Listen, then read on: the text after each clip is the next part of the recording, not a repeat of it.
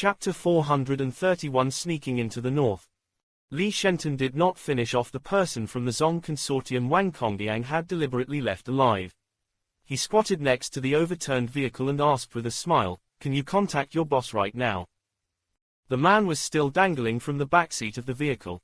As the vehicle was flipped with its chassis facing up, the man was unfortunate enough to have his foot stuck and could not move at all. When Li Shenton reached out and opened his clenched fist, the squashed vehicle actually started uncrumpling as though it were an expanding balloon. When the man could move again, he kowtowed to Li Shenton. "I have a satellite phone, so I can get him right away." Li Shenton nodded and said with a smile, "Give him a call then. You heard what that person said just now. Since he asked you to report back to the Zong consortium, you should report it quickly." Okay. The man was traumatized and did whatever he was told.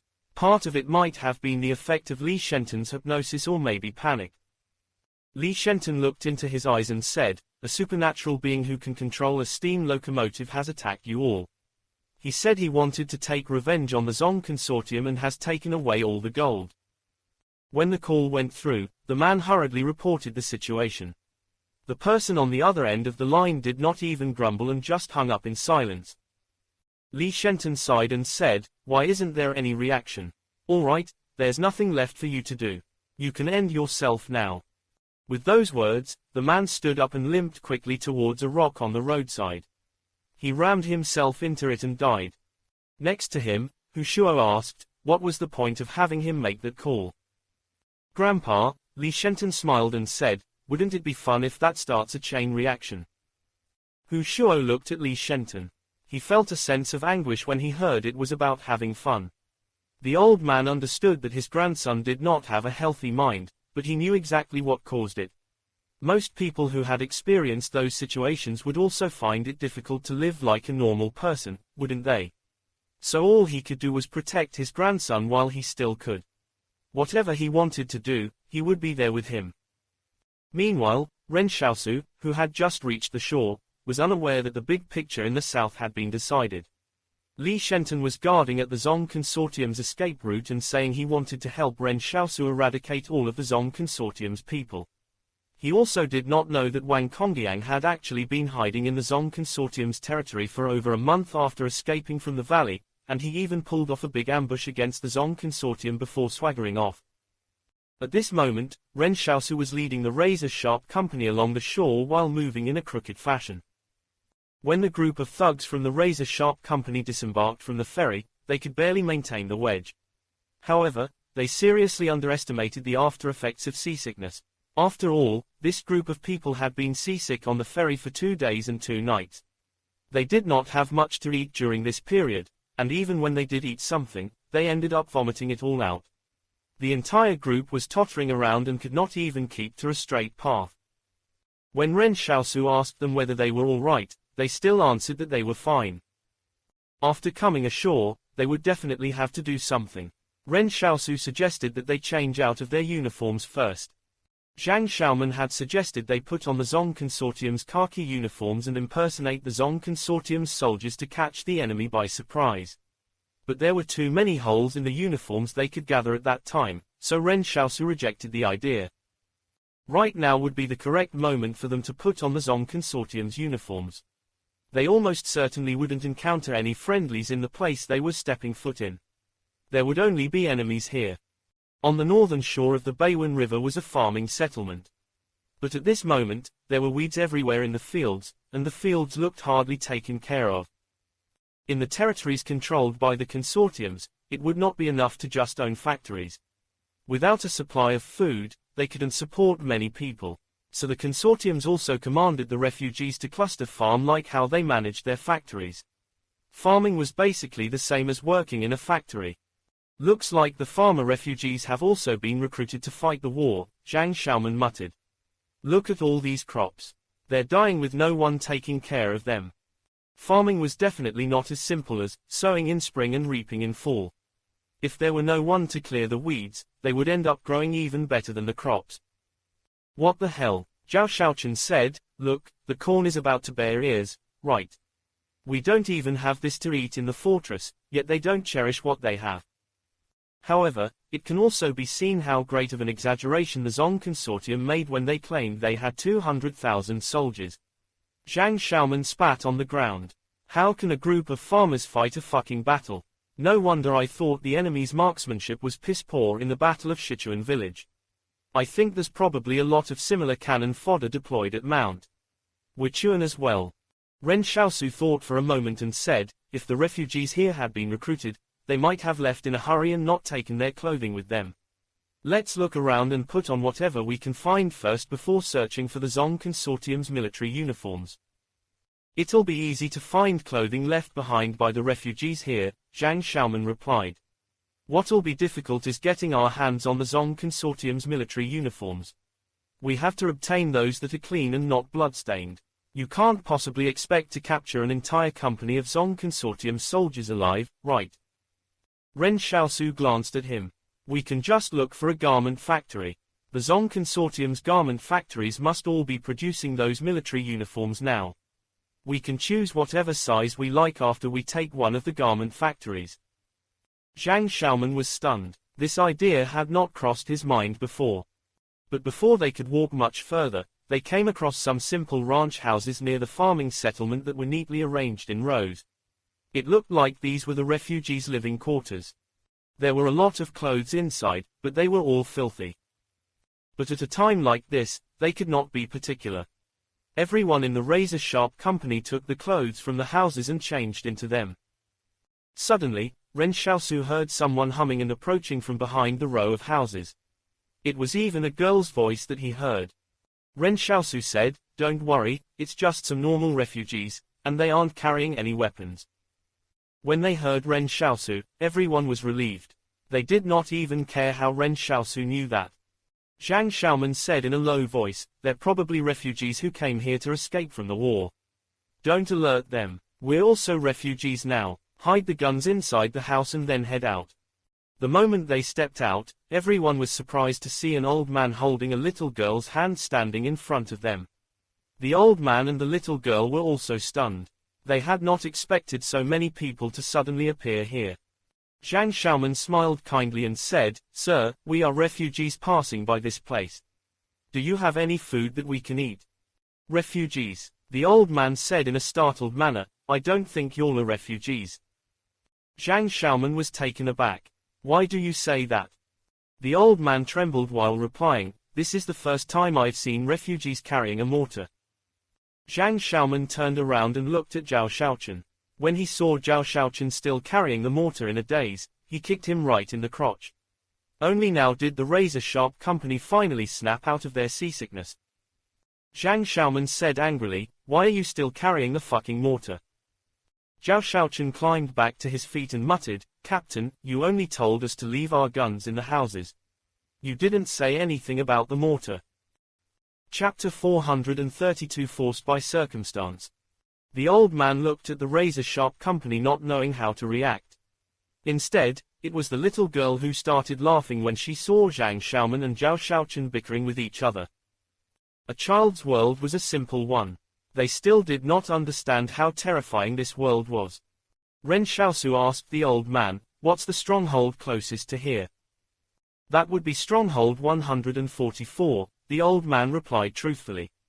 "It's about 60 kilometers to the west." Ren Xiaosu looked at Zhang Xiaoman. "So can you confirm our location now?" "Yes." Zhang Xiaoman nodded. Stronghold 144 is the Zong Consortium's granary, as 70% of the farming settlements are located near it.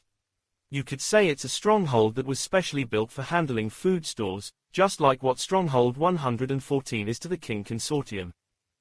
"Oh, I see." Ren Xiaosu nodded and said, "Then let's start by attacking the areas around Stronghold 144 first."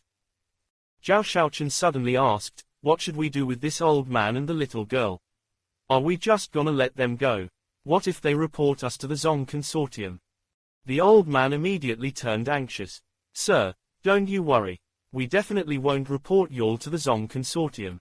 Y'all are from Fortress 178, right? To be honest, we were all hoping that you would come here as well." The Zong Consortium had oppressed the refugees too much. As a result, they had lost the support of the refugees. Ren Xiaosu said, if all the young and able adults weren't already conscripted by the Zong Consortium, we might have been able to organize the refugees into an armed force behind enemy lines and encircle the stronghold. When I attended Mr. Zhang's lessons, he once mentioned that such a division won. These words startled Zhang Xiaoman and the others quite a bit. However, they did not have the conditions to recreate something like that right now.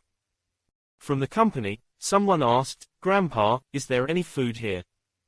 They were asking this because their rations were running out. Although there was the food that Ren Xiaosu had brought, Xiaoyu only prepared enough for him alone.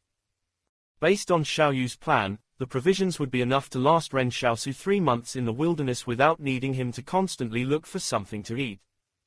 Although there was plenty of food, it was not sufficient for the entire razor-sharp company. 3 months' worth of food for a single person would only last 2 days for 184 people.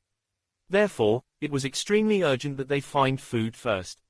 Although Ren Xiaosu could plant some of the potato shooters, he would only use a method that would consume his gratitude tokens as a last resort. The old man said, how could we still have food? It's all been seized by the Zong Consortium.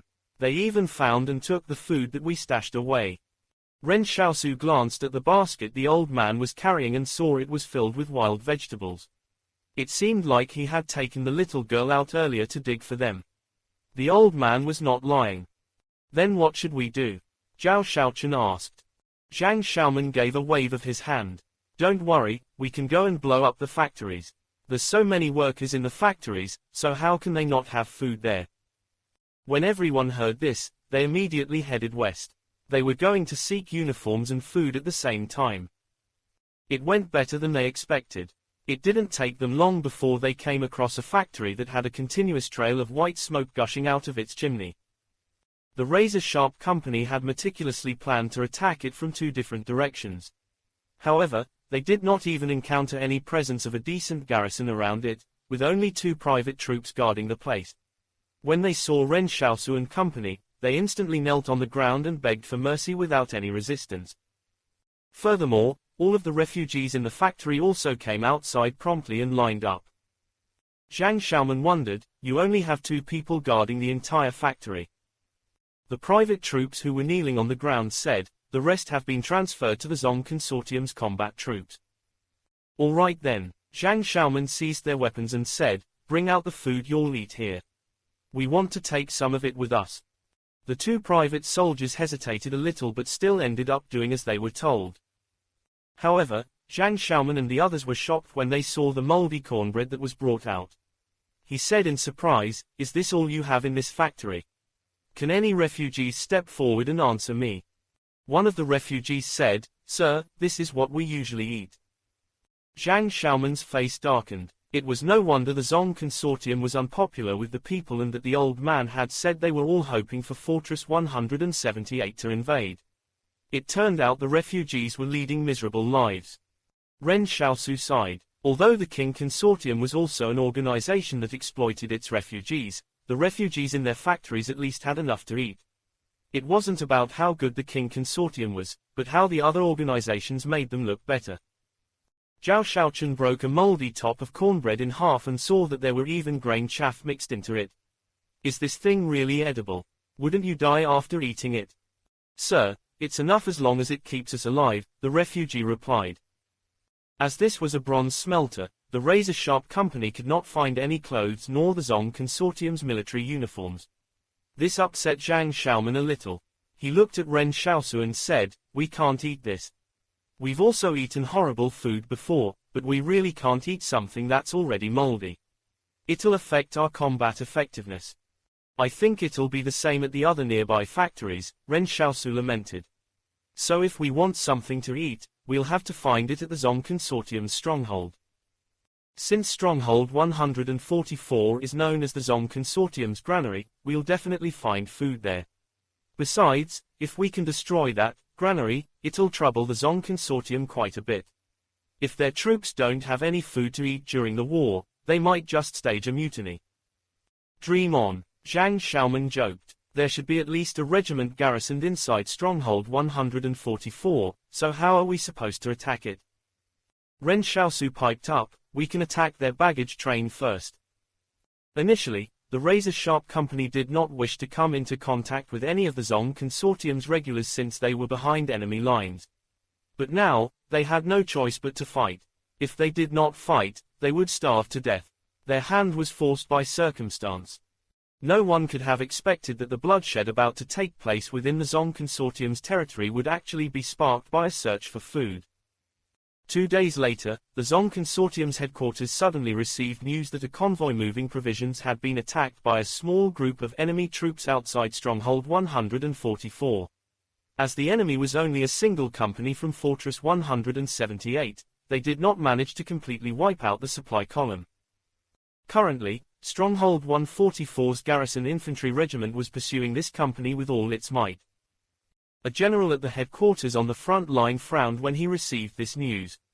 As Stronghold 144's geography was unique, Fortress 178 would have to cross a river to be able to attack that place. But since Fortress 178 did not have any ships, the Zong Consortium did not worry too much about this place when they were previously considering their strategic plans. But to their surprise, something just had to happen at Stronghold 144. The headquarters issued an official document to Stronghold 144 to order the infantry regiment's commander to eliminate this company that came from Fortress 178. He was to ensure the safety of the rear supply lines.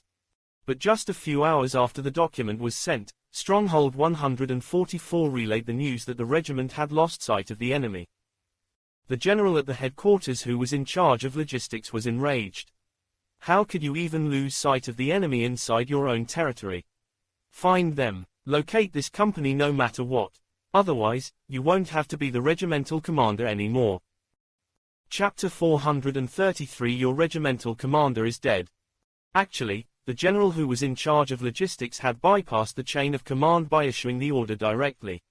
However, no one said anything about it since whoever was in charge of logistics would usually be close to the higher-ups. The razor-sharp company had not actually disappeared and were instead hiding in the bronze smelter they had arrived at first. On one hand, they had to watch over the refugees in the factory to prevent them from running off and revealing their whereabouts. On the other hand, they shared a portion of the provisions they had robbed from the Zong Consortium with the refugees to win them over.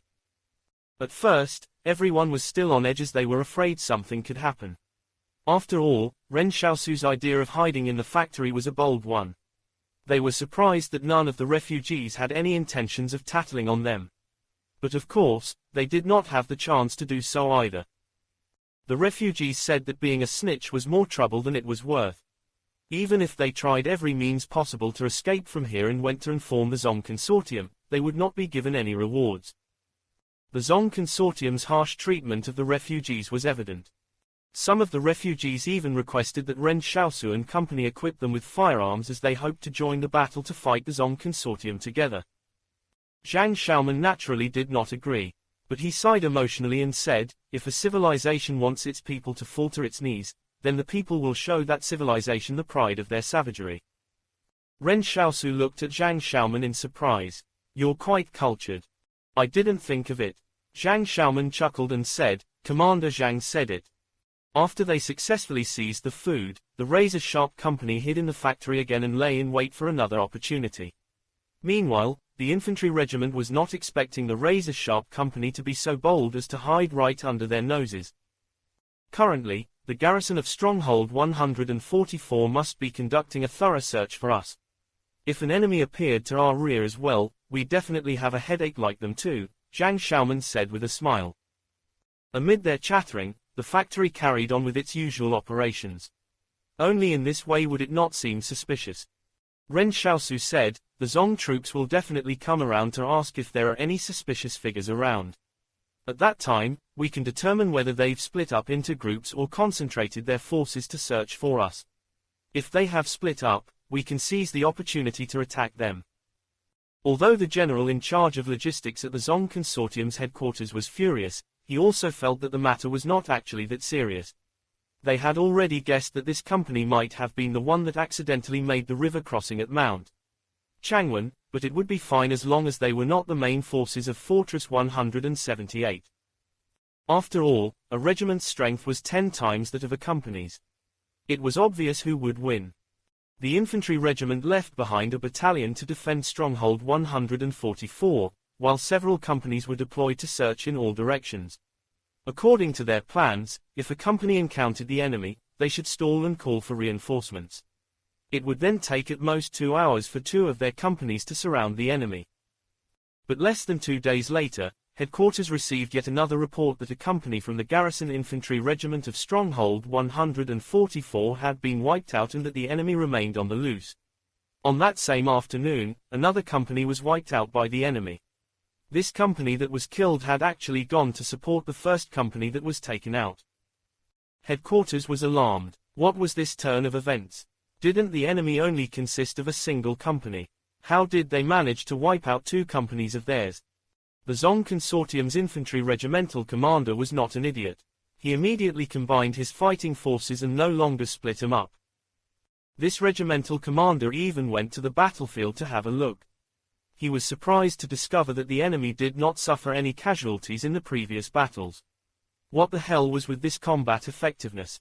A supernatural being had to be part of this Fortress 178 company.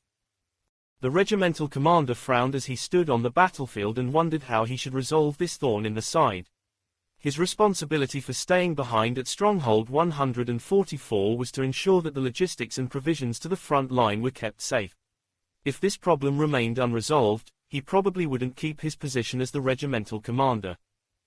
But then a pink mist erupted from the regiment commander's chest, and his entire body was knocked backwards. The soldiers around him grew anxious. Sniper! Sniper! Save the CO!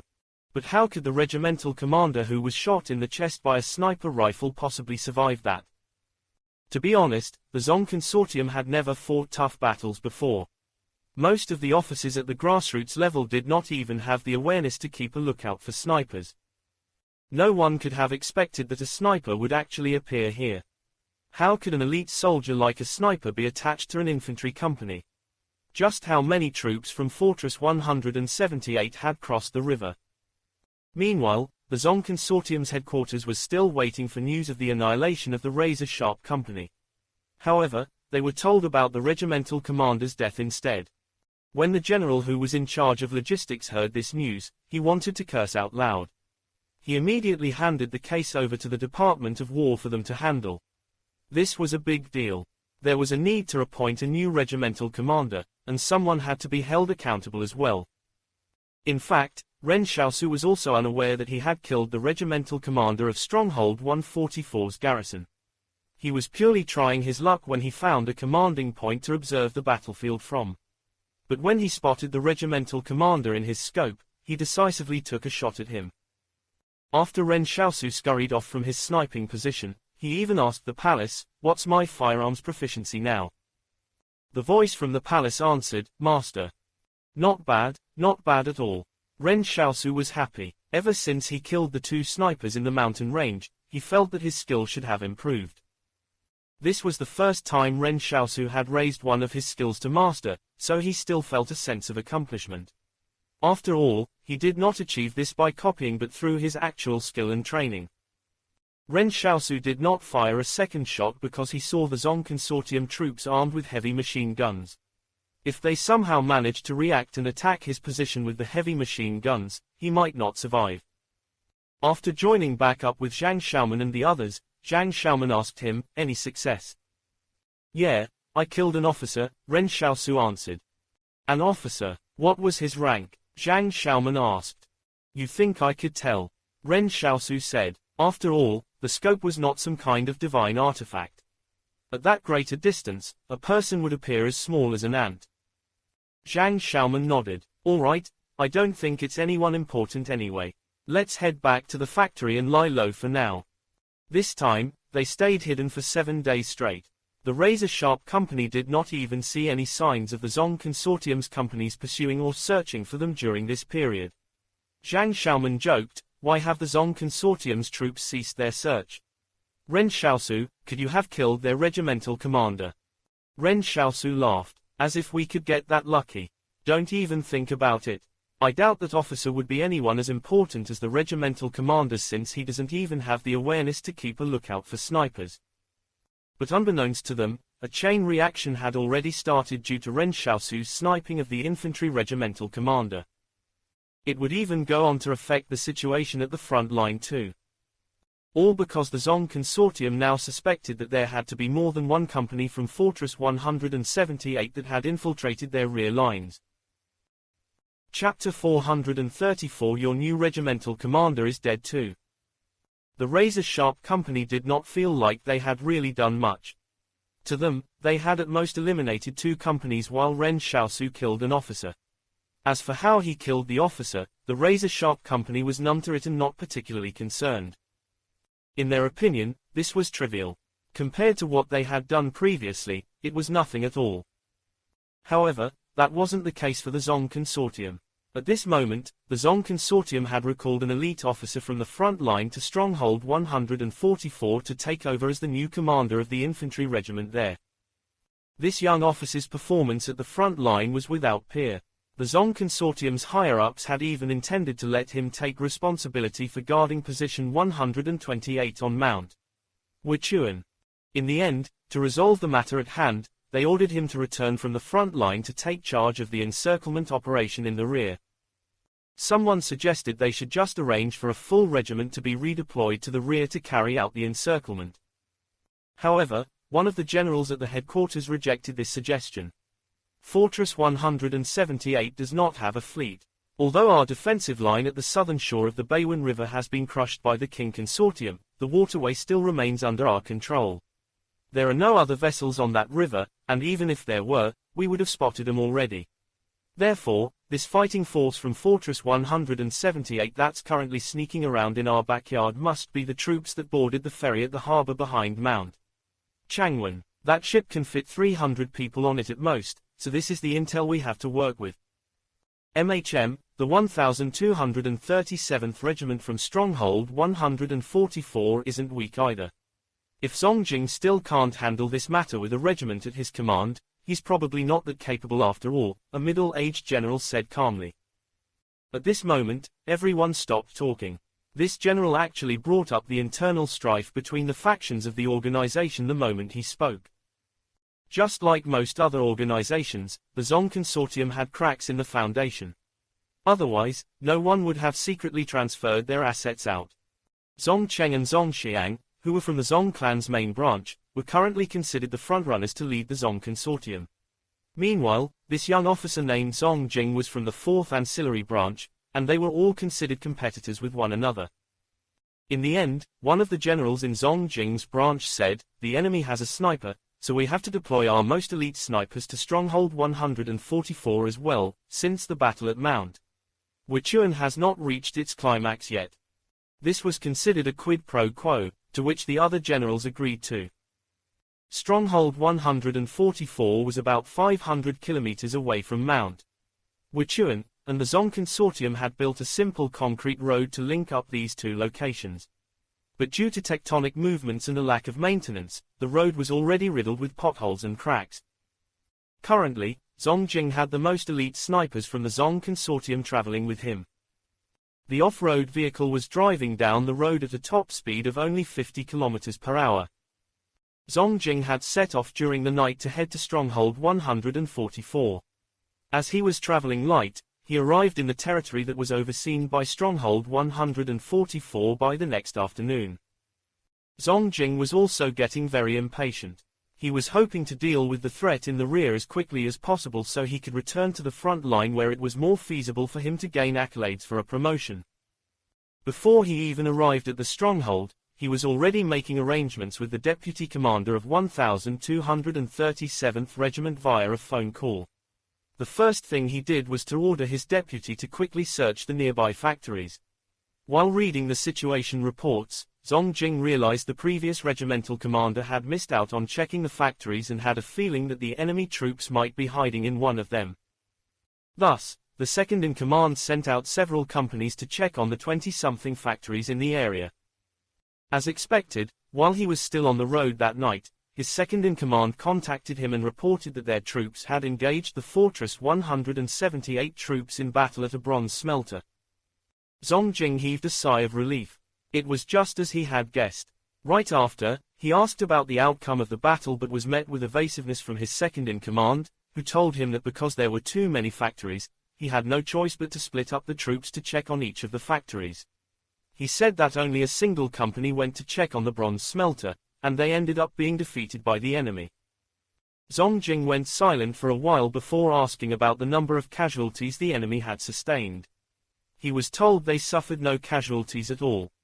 In fact, before the company could even get close to the bronze smelter, Ren Xiaosu's shadow clone had already taken out most of their troops.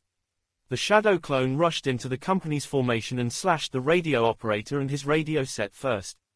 Then it started slashing all over the place within the formation before telling the razor-sharp company to come and clean up the mess. But it didn't just end there. The shadow clone also hunted down the Zong Consortium's soldiers who were fleeing into the wilderness.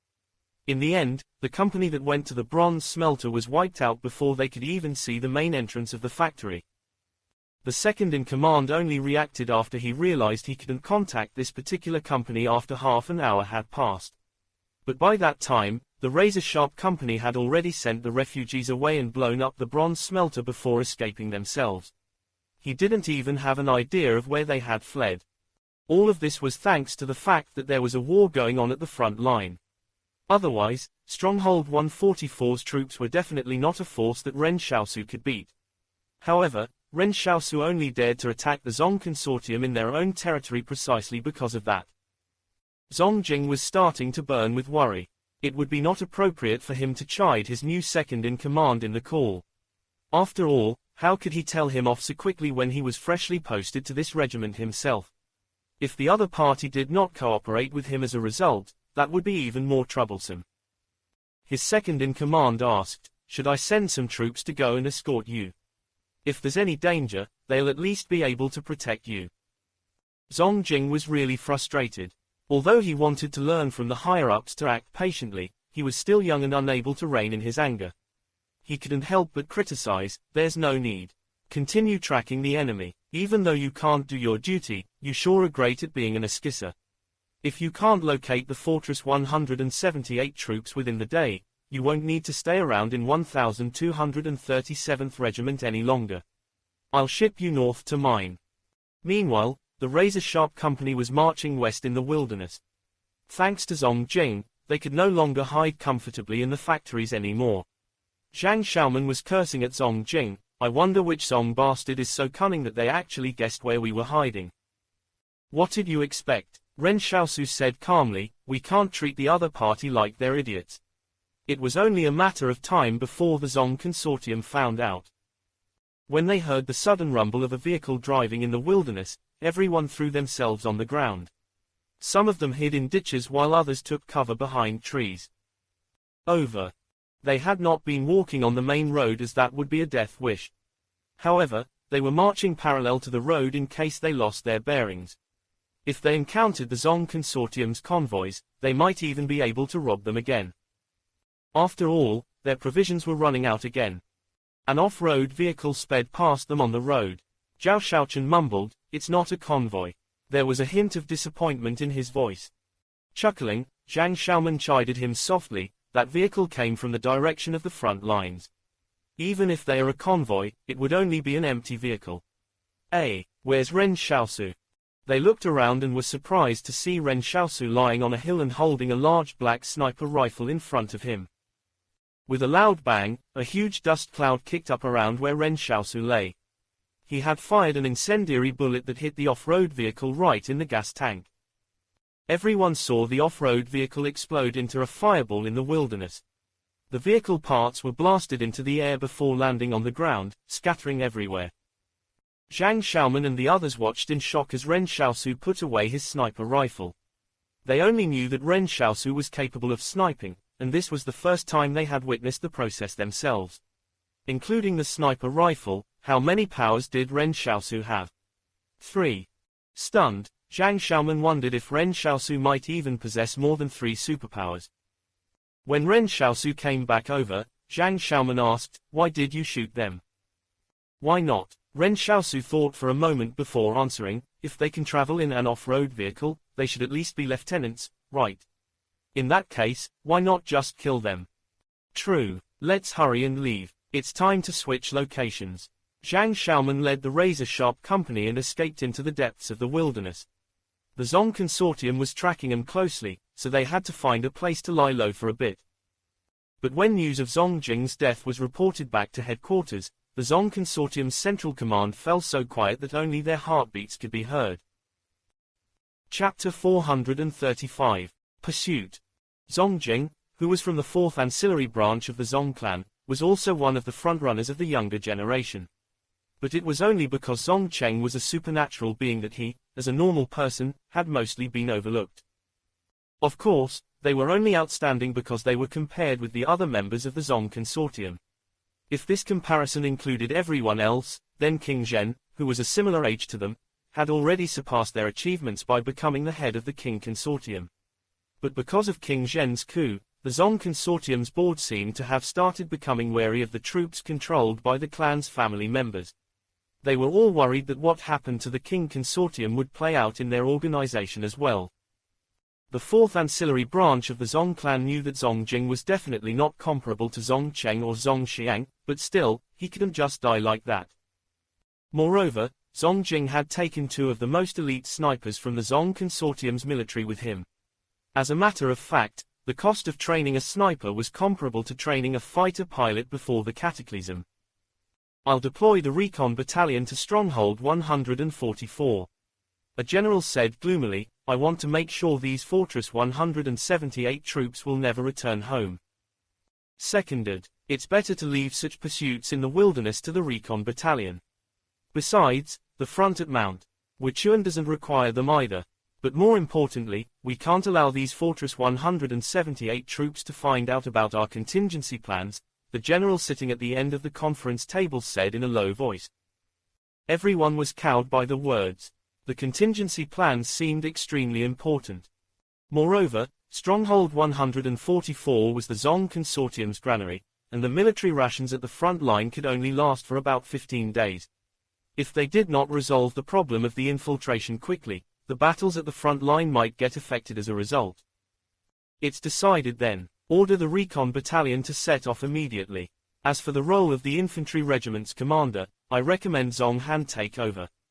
The defeat we suffered at the Beiwen River has already proven that Zong Han is not suitable as a brigade commander, so demote him and make him report to Stronghold 144 instead. Seconded, but let's not make the same stupid mistake as the previous time. Have the 1237th Regiment send some troops to receive him. All of the Zong consortium's generals were upset. Although this issue did not really affect the Zong consortium as a whole, these troops from Fortress 178 that had infiltrated their rear lines were a thorn in the side and a niggling source of pain. They were about to begin the final battle at Mount Wuchuan, yet they still had to redeploy their troops to the rear. However, the razor-sharp company evaporated into thin air and did not appear again around Stronghold 144 for the next 7 days. When the Zong consortium's reconnaissance battalion arrived, they started tracking from the area where Zong Jing was attacked. These soldiers were all experts at hunting people in the wilderness, so it would be easy to find the tracks of an entire company if they wanted to. For example, trampled grass, human excrement, and other tracks that suggested people had been there before would all alert them. But when they followed the trail to a small stream, the tracks stopped abruptly. The Zong consortium's reconnaissance troops realized that the razor-sharp company had made use of this small stream to escape, but they could not ascertain where they had gone. This left the Zong consortium in a very uncomfortable position. For example, someone wouldn't be disgusted by seeing a palm-sized spider at home but that it disappeared right after one turned one's eyes away for a moment. 3 days later, 3 military factories in the vicinity of Stronghold 145 fell under attack. These 3 factories were not technologically advanced in any way either. They were just factories that manufactured the most common bullets, hand grenades, and mortar shells. The defenses at the military factories were still pretty tight, yet the mysterious troops from Fortress 178 seemed to have come prepared and were able to blow up all 3 factories in a day. Of course, the razor-sharp company was only able to make such swift attacks because they had the refugees helping them. How else would they have gotten such detailed information on where to attack? After blowing up the factories, the razor-sharp company once again made use of the stream to leave so that they could hide elsewhere in the wilderness. Some of the Zong Consortium's generals were going crazy with rage. It looks like Fortress 178 was fully prepared for this. How could those troops have made the river crossing accidentally? They're obviously trying to copy the King Consortium's tactics and are targeting our military factories. Tell the garrisons of those strongholds that if anything happens to the other military factories under their watch, I'll have all of them executed. Immediately, all of the military factories in the north were placed under lockdown. It looked as though all of them were facing a formidable enemy, as they split up half of the troops garrisoned in the strongholds to head out and protect the military factories. Meanwhile, the Zong Consortium's reconnaissance battalion lived up to their expectations of locating the razor-sharp company. At some point, from atop a distant hill, they even managed to catch a glimpse of the retreating figures of the razor-sharp company. The Zong Consortium's reconnaissance battalion was cursing at this in their minds. Why weren't these troops from Fortress 178 following a proper route?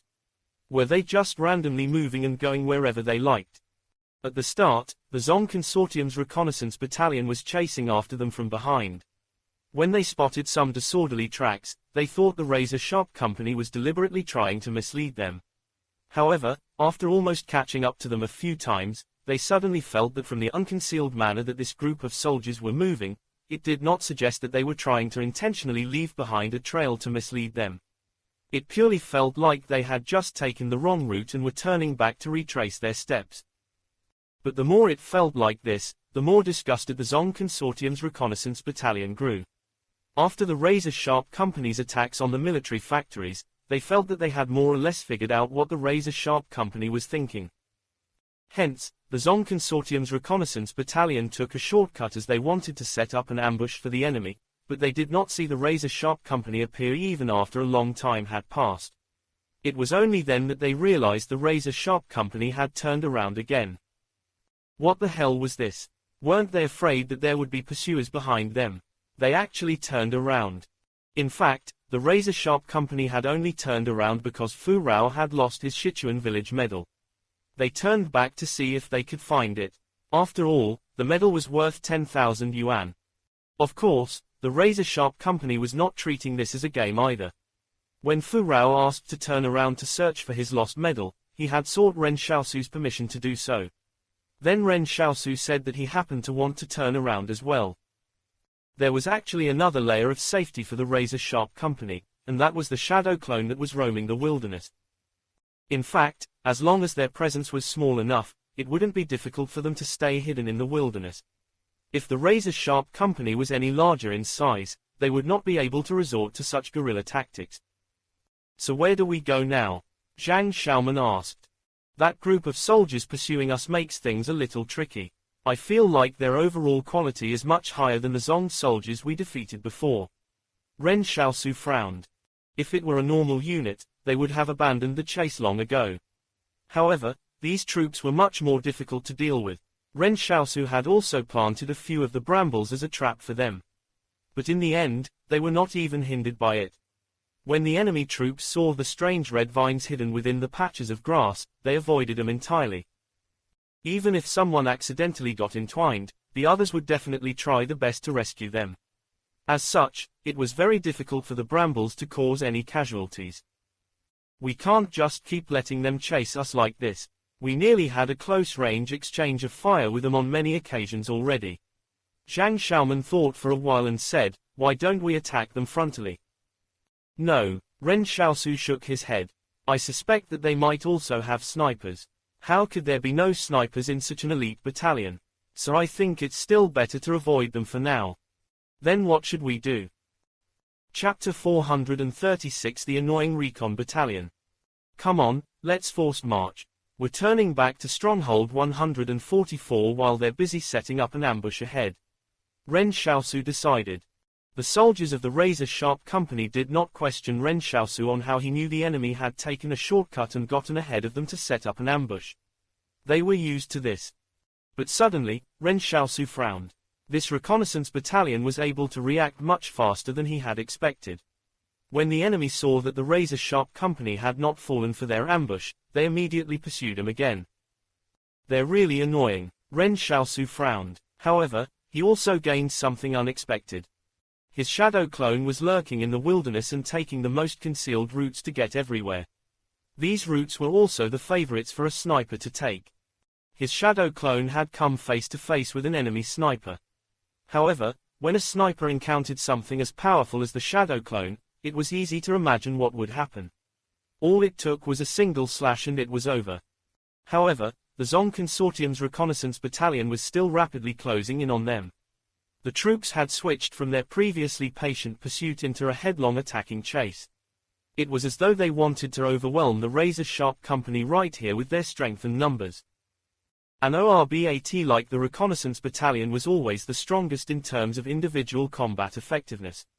Some people would even refer to them just as Spec Ops. Although the razor-sharp company had also won their fair share of battles, the difference between them and the reconnaissance troops was still huge. Be it their physical strength, marksmanship, or tactics, the razor-sharp company was nowhere near the level of the recon troops. Seeing the distance between the two combatants closing, Ren Xiaosu did not even use his shadow clone to slow them down.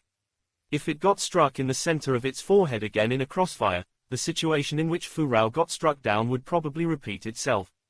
His shadow clone was now his most important scout. Ren Xiaosu tried to activate the shadow door to throw some grenades at the enemy. However, the enemy's recon troops were well trained.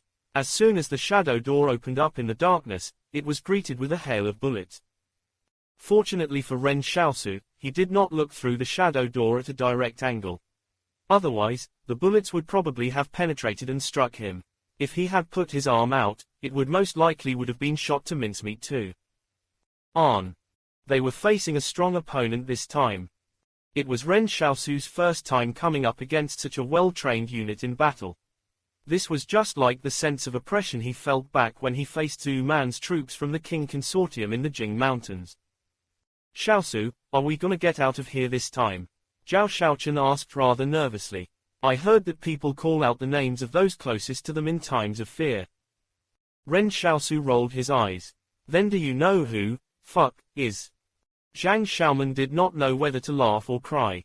He said, "How the fuck are you still in the mood to crack shitty jokes? Why don't you leave on your own first, Xiaosu? You can move fast, so bring the others along with you.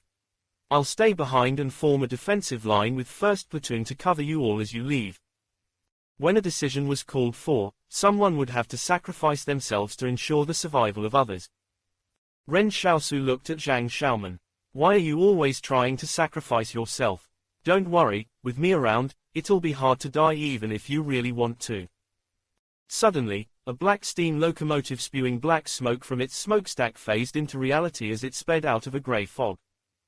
When Zhang Xiaoman and the others saw something that large appearing in front of them, the warriors of the razor-sharp company felt very humbled.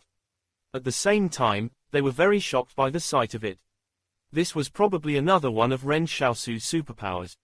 Speaking of which, just how many powers did Ren Xiaosu have? This was throwing common sense out the window. It would have been fine if he only had 2 or 3 powers, but why were there still more being revealed? "Hop on," Ren Xiaosu said, "I'll take y'all for a spin. Damn, it's my first time riding a train." While muttering, everyone got onto the train, each faster than the last. After all of the razor-sharp company had boarded the steam locomotive, it started traveling north, traversing the mountains like they were a roller coaster. When the enemy recon battalion that was pursuing them saw this sight after stepping out from a mountain pass, they could only stop in their tracks and stare in bewilderment, not knowing what to do. The commander of the recon battalion nearly went crazy with anger. "If you had such a power in the first place, you should have used it long ago. We've been chasing after you for 2 days, yet you only revealed such a hack now. Why, by not showing off a power like that, does it make you feel closer to the ground?" The commander of the recon battalion felt like a mess. "Radioman, hurry up and notify HQ about this. Which stronghold is north of here? Tell them to be on guard with everything they've got. There's a train heading for them right now." However, after Ren Xiaosu's steam locomotive drove north for dozens of kilometers, it suddenly made its way back towards Stronghold 144. Having already attracted so much attention from the enemy, wouldn't it be asking to die if he continued heading further into enemy territory? Moreover, The Zong Consortium's stronghold garrisons in the north would surely be waiting for them by now. Therefore, it was better to return to the vicinity of Stronghold 144 instead. It was easy to choose between fighting or leaving. If he decided to flee in the end, he could just cross the Baywin River. Although the steam locomotive was traveling through the mountains like there were no obstacles, it was still a particularly exciting ride. Sitting down, the soldiers of the razor-sharp company held tightly onto the armrests in the carriages while yelling, "Fuck, fuck, fuck, fuck." Ren Xiaosu guffaw. See, didn't I tell y'all that when people get scared, they shout, "Fuck," not the names of those closest to them. The steam locomotive was moving at a very fast speed. In the blink of an eye, it disappeared into the wilderness. A few hours later, the steam locomotive returned to the territory of Stronghold 144 once more. Ren Xiaosu suddenly looked ahead of the train and said, "There's some troops up ahead. Looks like about 2 companies of soldiers. Why don't we get some target practice while we're on the train?" 2 companies. They're probably troops escorting a supply column. We don't have a lot of rations left, so why don't we hold them up? Zhang Xiaoman said, "But can your steam locomotive stand it? It's strong. Let's do this." Ren Xiaosu roared carefree. The strong winds on both sides of the steam locomotive howled as it traveled alone across the vast wilderness. It had been a long time since Ren Xiaosu felt so carefree. The steam locomotive was rapidly approaching the 2 companies of soldiers. However, when it got closer, they realized these troops were not part of the supply columns. The deputy commander of the 1237th Regiment had just led 2 companies to receive Zong Han, their new regimental commander, and escort him back to Stronghold 144. They had heard that Zong Han used to be the commander of the brigade that was stationed at the Baywin River. Due to his defeat at the front line, he got demoted to regimental commander. However, everyone knew that Zong Han had the backing of the Zong clan's main branch, so he would surely rise again someday. Therefore, they still had to serve well for him. The deputy commander sat in the passenger seat of the troop transport truck while Zong Han took the off-road vehicle. Suddenly, the driver of the troop transport truck shouted, "Oh no, there's a train approaching us from behind." As the steam locomotive had followed the convoy of vehicles, only the driver had noticed it in his rearview mirror. When the deputy commander heard that, he was amused. "How can there be a fucking train out here? That thing only runs between Stronghold 145 and Stronghold 146. But there's really a train," the driver said in panic. The deputy commander peeked out of the window in his confusion and was greeted by the sight of a black steam locomotive surging towards them. Black smoke was puffing out of the steam locomotive's smokestack as it whistled. Chapter 437 Chain Reaction. "Quick, avoid it, get out of the way." The deputy commander watched as the steam locomotive got closer and closer. He went numb with fear and could only wonder why something like that would suddenly appear out in the wilderness. Segments of railroad tracks were materializing and joining up at the front of the train as a loud metallic clanging rang out while it surged forward. The driver tried his best to speed up, but if he went too fast on this uneven road, the truck would flip over. Soldiers in the back, set up the HMGs and prepare to fire. The deputy commander shouted, "Prepare for battle." While the vehicles drove over the uneven ground, the soldiers of the 1237th Regiment were hastily setting up the heavy machine guns at the back of the trucks. As the road was too bumpy, it took them a long time to even load the ammunition. The radio in the truck crackled to life. Zong Han, who was in the off-road vehicle up front, asked, "What's going on? Why did a train suddenly appear behind us? It should be an enemy attack, but don't worry, regimental commander, we'll definitely stop the train behind us." The deputy commander turned around and shouted to the soldiers, "Fire!" The machine guns were going rat-a-tat, but the troops realized these normally unstoppable killing machines of the battlefield could only cause some sparks to fly as the bullets ricocheted off this strange steam locomotive in front of them. The steam locomotive was traveling much faster than the convoy. Ren Xiaosu frowned as he endured the pain and said, "When we pull up to them, I want all of you to get up and start shooting. Remember to look out for any supplies that they might be carrying." The razor-sharp company's soldiers hid under the windows of the carriages, which acted as natural defenses for them. This was clearly a quick pursuit battle, yet it felt like an ambush instead. This Zong Consortium's convoy consisted of 10 troop transport trucks and a single off-road vehicle. When the steam locomotive caught up and began traveling parallel to the convoy, the Zong Consortium soldiers fired crazily at it. But even their bullets would run out at some point. When the Zong Consortium's heavy machine guns finally required reloading, their soldiers were greeted by the sight of multiple automatic rifles and some heavy machine guns poking out from the train's windows and firing at them. The razor-sharp company's soldiers did not even have to reveal their heads since they remained crouched under the windows as they fired. The scene could not look any stranger than what was happening. The Zong Consortium troops were shocked. What kind of fucking power was this? They wanted to take cover, but the problem was that they did not even have a place to hide. The troop transport trucks were just covered by a simple sheet of canvas, and it wasn't like it was bulletproof. As soon as the exchange of fire started, many of the Zong Consortium soldiers were downed by the gunfire. Ren Xiaosu shouted from the front of the train, "I've had a look. This convoy isn't carrying any supplies. Let's leave." With that, the steam locomotive turned away and headed in a different direction in the wilderness. It was not that Ren Xiaosu did not want to take out this group of Zong Consortium soldiers.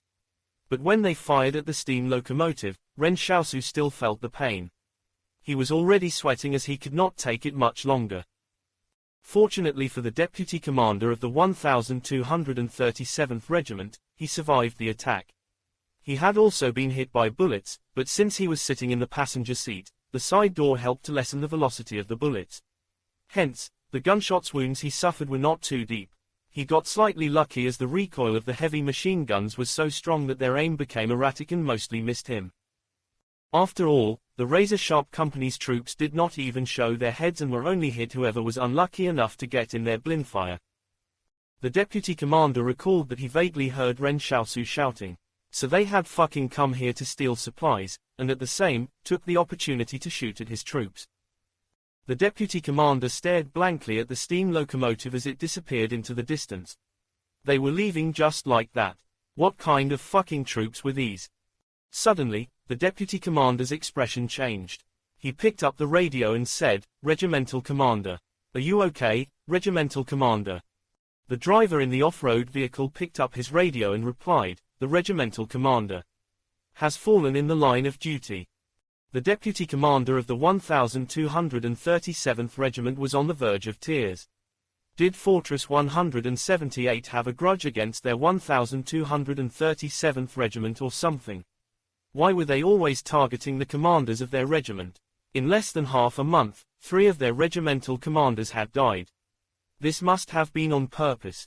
Who had the regimental commanders provoked? On the train that had gotten far away, the razor-sharp company's troops were cheering. That was such a fun battle, and the enemy did not even get to see any of our faces. I dare say that we killed at least half of their 2 companies. That makes how many companies we've wiped out so far. Let me see. Zhang Xiaoman started counting on his fingers. But after a long time, he still could not come up to an exact figure. Zhao Xiaochen suddenly asked, "Did you get that person in the off-road vehicle just now? It didn't look like the driver was killed. Did we not hit him?" They had been so focused on avoiding getting shot that no one dared to look out of the steam locomotive before it fully turned away. Ren Xiaosu thought back and said, "The passengers in the front and back should all be dead." "I wonder who it was that died," Zhao Xiaochen mumbled. "I reckon the officer was not a junior officer this time. My guess is that it'll be a battalion commander at the least." "Ha ha, who cares?" Zhang Xiaoman said, "as long as they're dead, that's all that matters." Actually, even the razor-sharp company themselves did not know they had already killed 3 regimental commanders. After all, it was unlikely that a regimental commander would be so bored that he'd flit around outside. They also did not know that the deputy commander of the 1237th Regiment was on the verge of a breakdown at this moment. The Zong Consortium's headquarters once again received news of a death, Zong Han. The generals called for an emergency meeting, and one of them said, "There must be a spy among us. How else would the people of Fortress 178 know about Zong Han's redeployment and go ambush him?"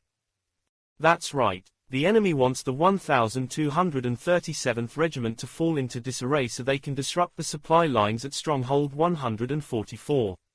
One of the generals said, "There must be an insider who leaked Zhong Han's whereabouts." Suddenly, a middle-aged man looked over at the staff officer who was listening by the side. "What did you say about the method the enemy used to attack them?" "It was a steam locomotive," the staff officer replied.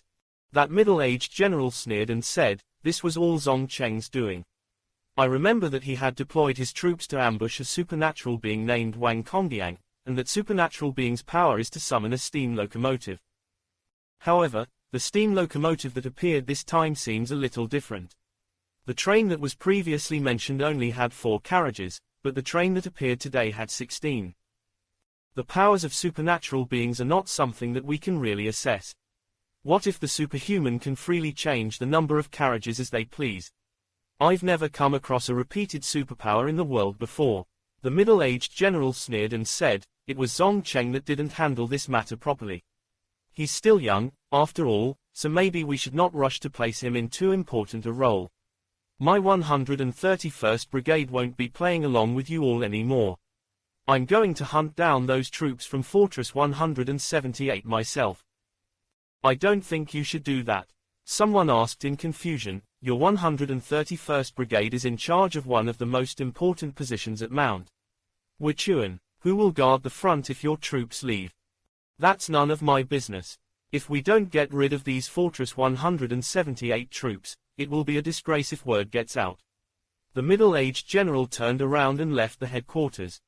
It wasn't really as righteous as it sounded when he said that he would hunt down the razor-sharp company. In reality, the assets he had tried to transfer to the Central Plains were all in Wang Kongyang's hands. That was the wealth he had spent the greater part of his life amassing.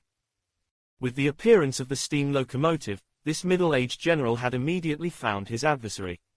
He was going to take back all of his assets. Chapter 438 The Deputy Commander makes a run for it. In the Zong Consortium's headquarters, the general sitting at the end of the conference table had a grim expression on his face. However, this was not due to Zong Han's death, but because Zong Wu actually disobeyed his orders and pulled his 131st Brigade out from Mount Wuchuan. The soldiers of the 131st Brigade were the trusted troops of Zong Wu. As they had undergone training in Stronghold 149 for several years, their allegiance lay with Zong Wu and not the consortium. In the past, no one bothered about him over that. But after this time, the patriarch of the Zong Consortium would probably have to deal with him. However, that would have to wait until the war was over. Although the Zong Consortium had not been united all along, they still maintained the same goals. At the very least, no one dared to break the status quo like now. Zong Wu was actually using the military influence that he had to openly defy his battle orders. Instead of guarding the front, he decided that he wanted to capture the troops from Fortress 178. If it continued like this, the morale of the Zong Consortium would plummet. Instantly, the generals in the headquarters fell silent. No one knew what the others were thinking. Actually, the matter of Zong Wu transferring his assets was initially kept secret. But there was no such thing as a perfect secret, so everyone already knew about it. We'll now move on to discussing the situation affecting the stability of our rear lines. Zong Ying, the commander of the frontline forces, said, "Does anyone have any opinions?" Everyone had assumed this was just a company of soldiers that likely consisted of a supernatural being and a sniper. Later on, it felt like there might have been more than one company involved. But up until then, no one felt that a single unit could be enough to affect the entire war. But all of that had changed today. The appearance of that steam locomotive meant that this small group of soldiers had great mobility, and not even the reconnaissance battalion could catch up to them in the wilderness. Thus, this small unit from Fortress 178 had suddenly become a huge threat because no one knew what exactly they would do next. The main issue was that Ren Xiaosu and the Razor Sharp Company did not have any clear objectives of what they wanted to achieve. They would spontaneously start a battle if they felt confident of winning. If they did not think that they could win, they would just run away. No matter what actions they took, the results were all that mattered. They operated by the motto, "Even we don't know what we want to achieve." This unpredictability proved to be very fatal in the war. The Zong Consortium could no longer sit idly by as the enemy troops messed around in their territory. Zhong Ying, the commander of the frontline forces, wore a dark look. He never expected that he would have to worry over a small company when he was in charge of over 100,000 troops. Someone spoke up. I also think that we have to get rid of this unit in the rear. However, hasn't Zhong Wu already taken his 131st Brigade to handle them? Isn't a single brigade enough? He's also leading a mechanized brigade that's well equipped, so just let him deal with them. There's no way we can call him back now anyway. That's not enough, Zhong Ying said, attach 2 supernatural beings to his brigade.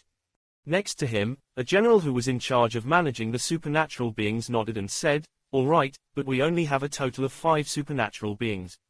If we lose any of them, that could affect our subsequent plans.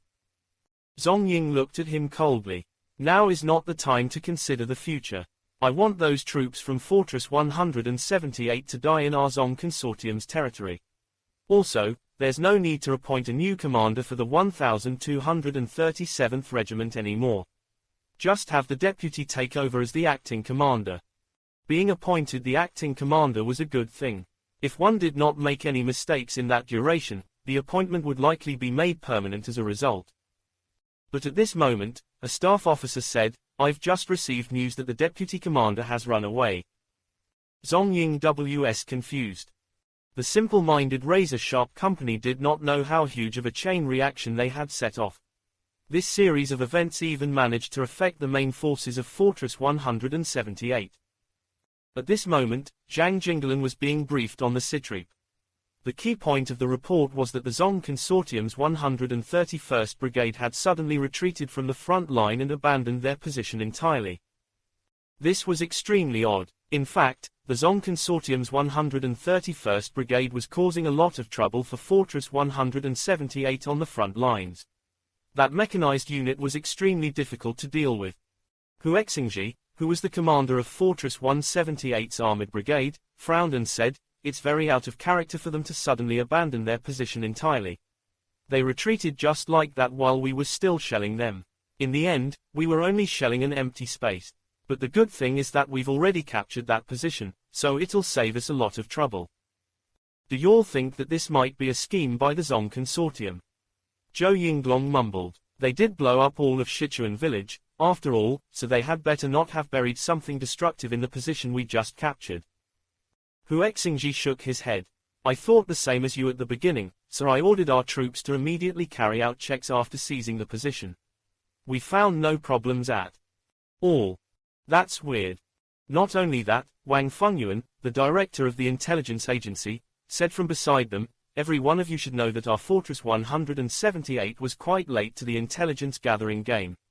However, we've got a pretty good network spread through the Zong Consortium.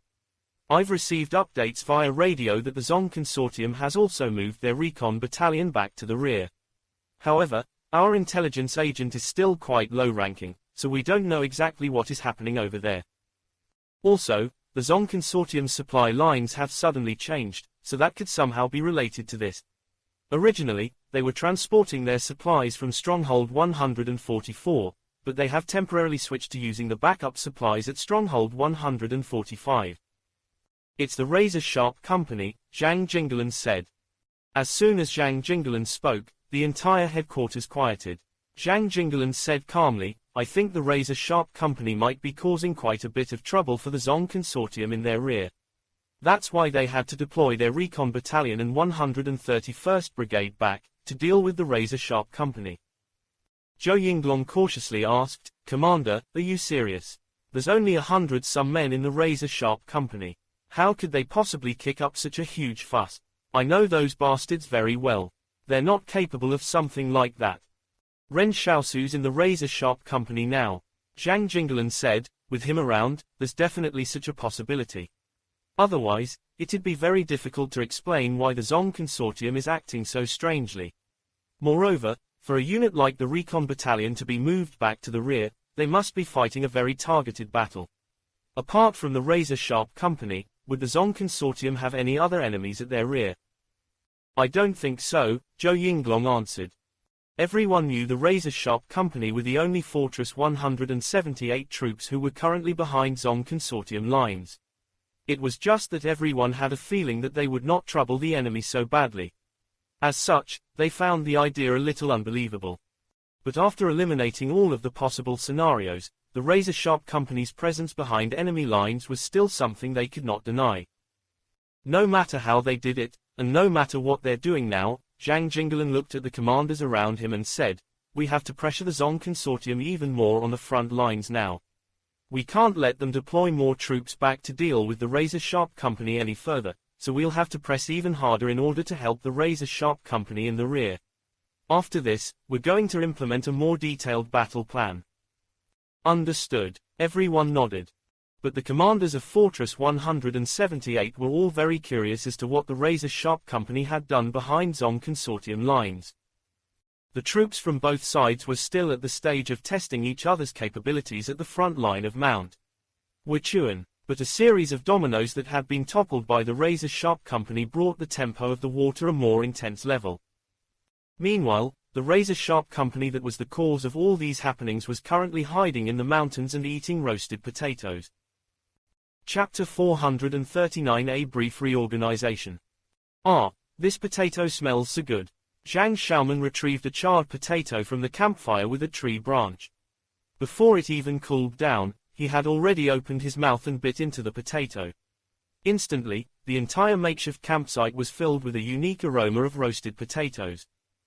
At this moment, they were situated at the edge of the Zong Consortium's territory. The reconnaissance battalion that was pursuing them was probably still around 200 kilometers away, so they did not have to worry about enemy troops for now. For the next few days, they could finally eat some fresh rations. The moment everyone bit into the potatoes, it felt like their life was complete. How exciting it is to be fighting a war alongside Ren Xiaosu. Zhang Xiaoman sighed and said, "In the past, I've never thought that our razor-sharp company would actually kill so many enemies. I was still expecting that half of our troops would get sacrificed in the Battle of Sichuan Village." "Oh, where's Ren Xiaosu?" Fu Rao asked. "He said he was going to catch some fish," Zhao Xiaochen answered. "I've realized something. With Ren Xiaosu around, it wasn't even necessary to bring our rations. We'll never starve since he can find food at any place." As they chatted, the company of soldiers removed their shoes and leaned back against the rocks next to them in contentment. The soldiers of the razor-sharp company were all thinking they were probably the most leisurely fighting force on the battlefield right now, with the most freedom to do whatever they wanted. Hiding behind enemy lines, they did not have to listen to anyone's orders and did as they liked. "Do you think we'll be awarded a second-class decoration when we return this time?" Fu Rao asked. "Will we be given some rare medal for our achievements?" Someone said, "You're trying to ask if there'll be a more valuable medal given out, right?" Ha ha. Fu Rao was from a poor family, so he always felt a little inferior around others. There was a woman he liked but did not dare confess to, and in the end, he could only watch as someone from the armored brigade snatched her away from him. In the beginning, the razor-sharp company did not actually have the practice of selling their medals. After all, it was a badge of honor that was bestowed to them for their contributions. But there was one time when Fu Rao asked that if he was the only one to sell off his medal, would that make him look like he did not have a collective sense of honor? His mother had fallen sick and he needed the money urgently. Although medical allowances were a thing in the stronghold, his mother needed a controlled substance for her illness, which was more expensive. In the end, Zhang Xiaoman asked him why he did not sell off his medal when the rest of them had already sold theirs. With that, Fu Rao started to feel more at ease, and selling more medals became common practice within the razor-sharp company. Back when Fu Rao wanted to turn around to search for the medal he lost, Zhang Xiaoman and the others agreed to do so without a second thought. As for the medal they found, that was actually Zhang Xiaoman's. After all, how could it be that easy to find a thumb-sized medal out in the wilderness? At this moment, Zhang Xiaoman analyzed, "Look, our military's most impressive award is the Nebula medal that buyers in the black market offer 200,000 yuan for. However, we don't stand much of a chance of getting that since it's only awarded to the most outstanding soldiers with the greatest contributions in war. But I think we can try to aim for the Star Medal instead. That medal can still fetch over 50,000 yuan on the black market." Fu Rao's eyes lit up. "That much? You had better believe it." Zhang Xiaoman chuckled and said, Once you receive the Star Medal, you can pay off the debts incurred from your mother's medical treatment. He, Fu Rao said with a silly smile, then what kinds of contributions do we need to make to get that award? We should have already earned enough battle achievements. Since we don't have that many people in our unit and were made to fight this battle by ourselves, the standards could probably be lowered a little. We were lucky to take advantage of our enemies in the rear to stand out with our contributions. Zhang Xiaoman thought for a moment before saying, we've already wiped out at least 6 companies, but that's probably only enough to earn us the Star Medal. If we can add a few more kills involving the more important Zong Consortium officers, we'll definitely qualify for the Nebula Medal.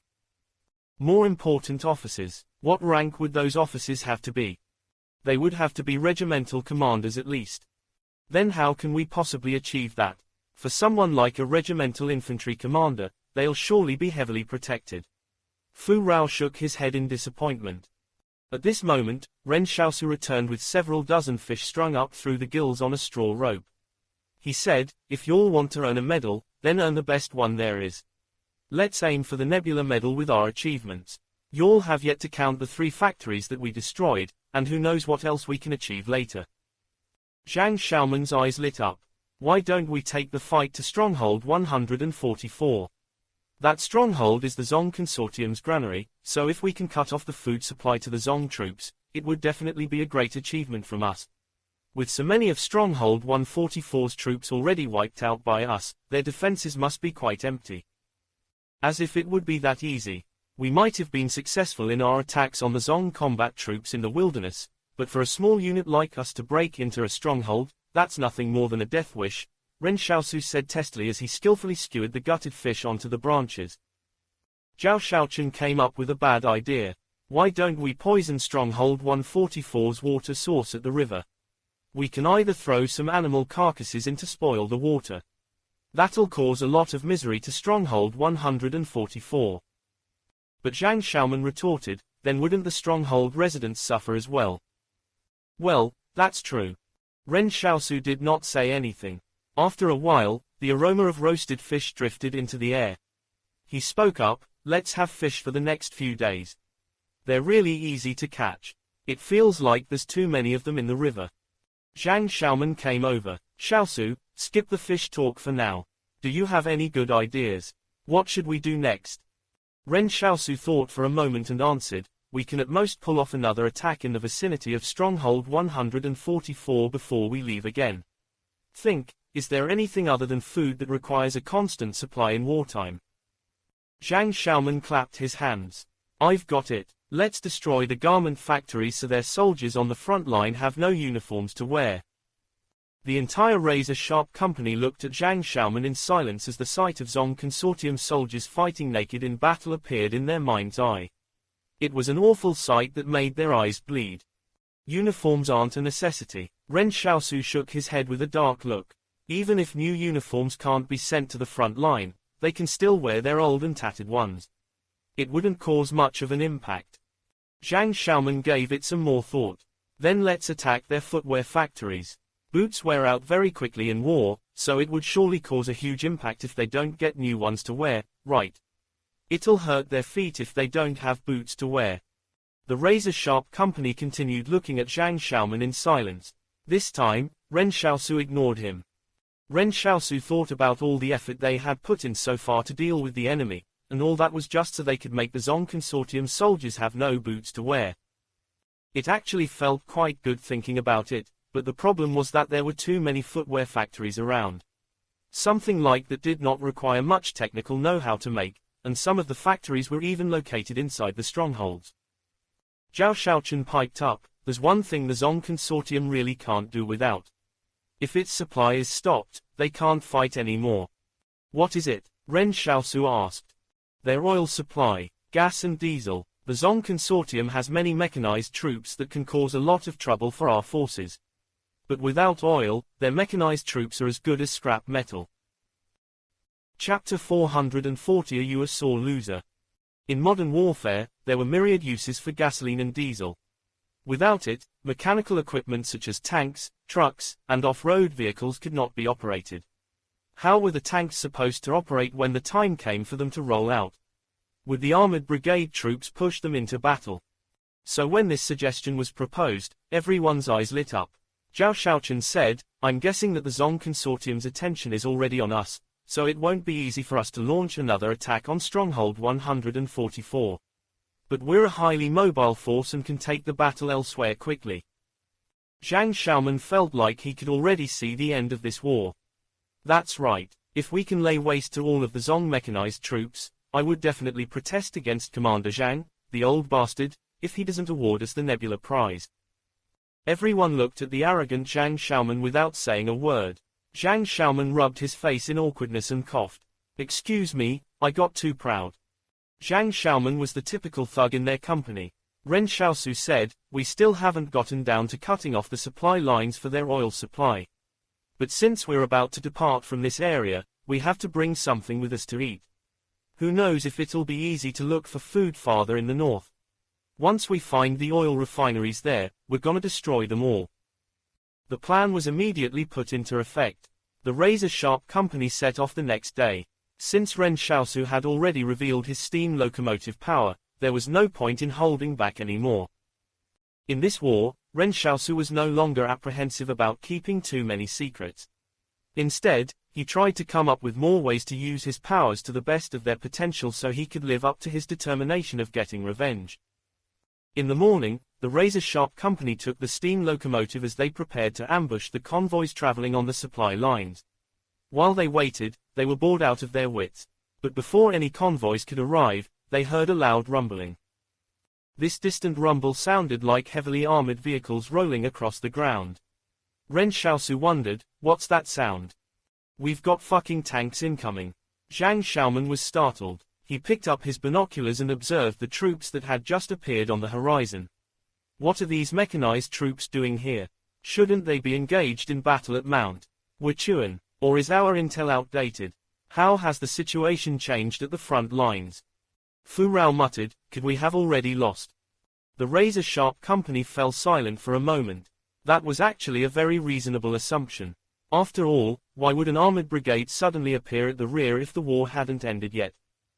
And from the looks of it, the armored brigade even seemed like they were still at full strength. That's impossible. Zhang Xiaoman firmly denied it. Even if the Zong Consortium is really strong, we still have a lot of Fortress 178 troops in the war. So how can we be defeated so quickly? These mechanized troops must be here for us. PFFT. Ren Xiaosu, who was next to him drinking from a canteen, spat out a mouthful of water onto Zhang Xiaoman. Zhang Xiaoman wiped his face and said unhappily, what's wrong? An entire armored brigade coming to fight an infantry company like us. Ren Xiaosu was shocked but could not figure out why this armored brigade would appear here either. Has the Zong Consortium gone mad? Didn't their razor-sharp company only wipe out several of the Zong Consortium's companies, a few convoys, and several junior officers while giving their recon battalion the slip for 2 days? Well, all right. Although we did go a little overboard, that still shouldn't warrant sending an entire armored brigade to attack us. Is there really a need for that? Is there? Are you a sore loser? What should we do now? Zhang Xiaoman looked to Ren Xiaosu. What's the point of fighting if they're really here for us?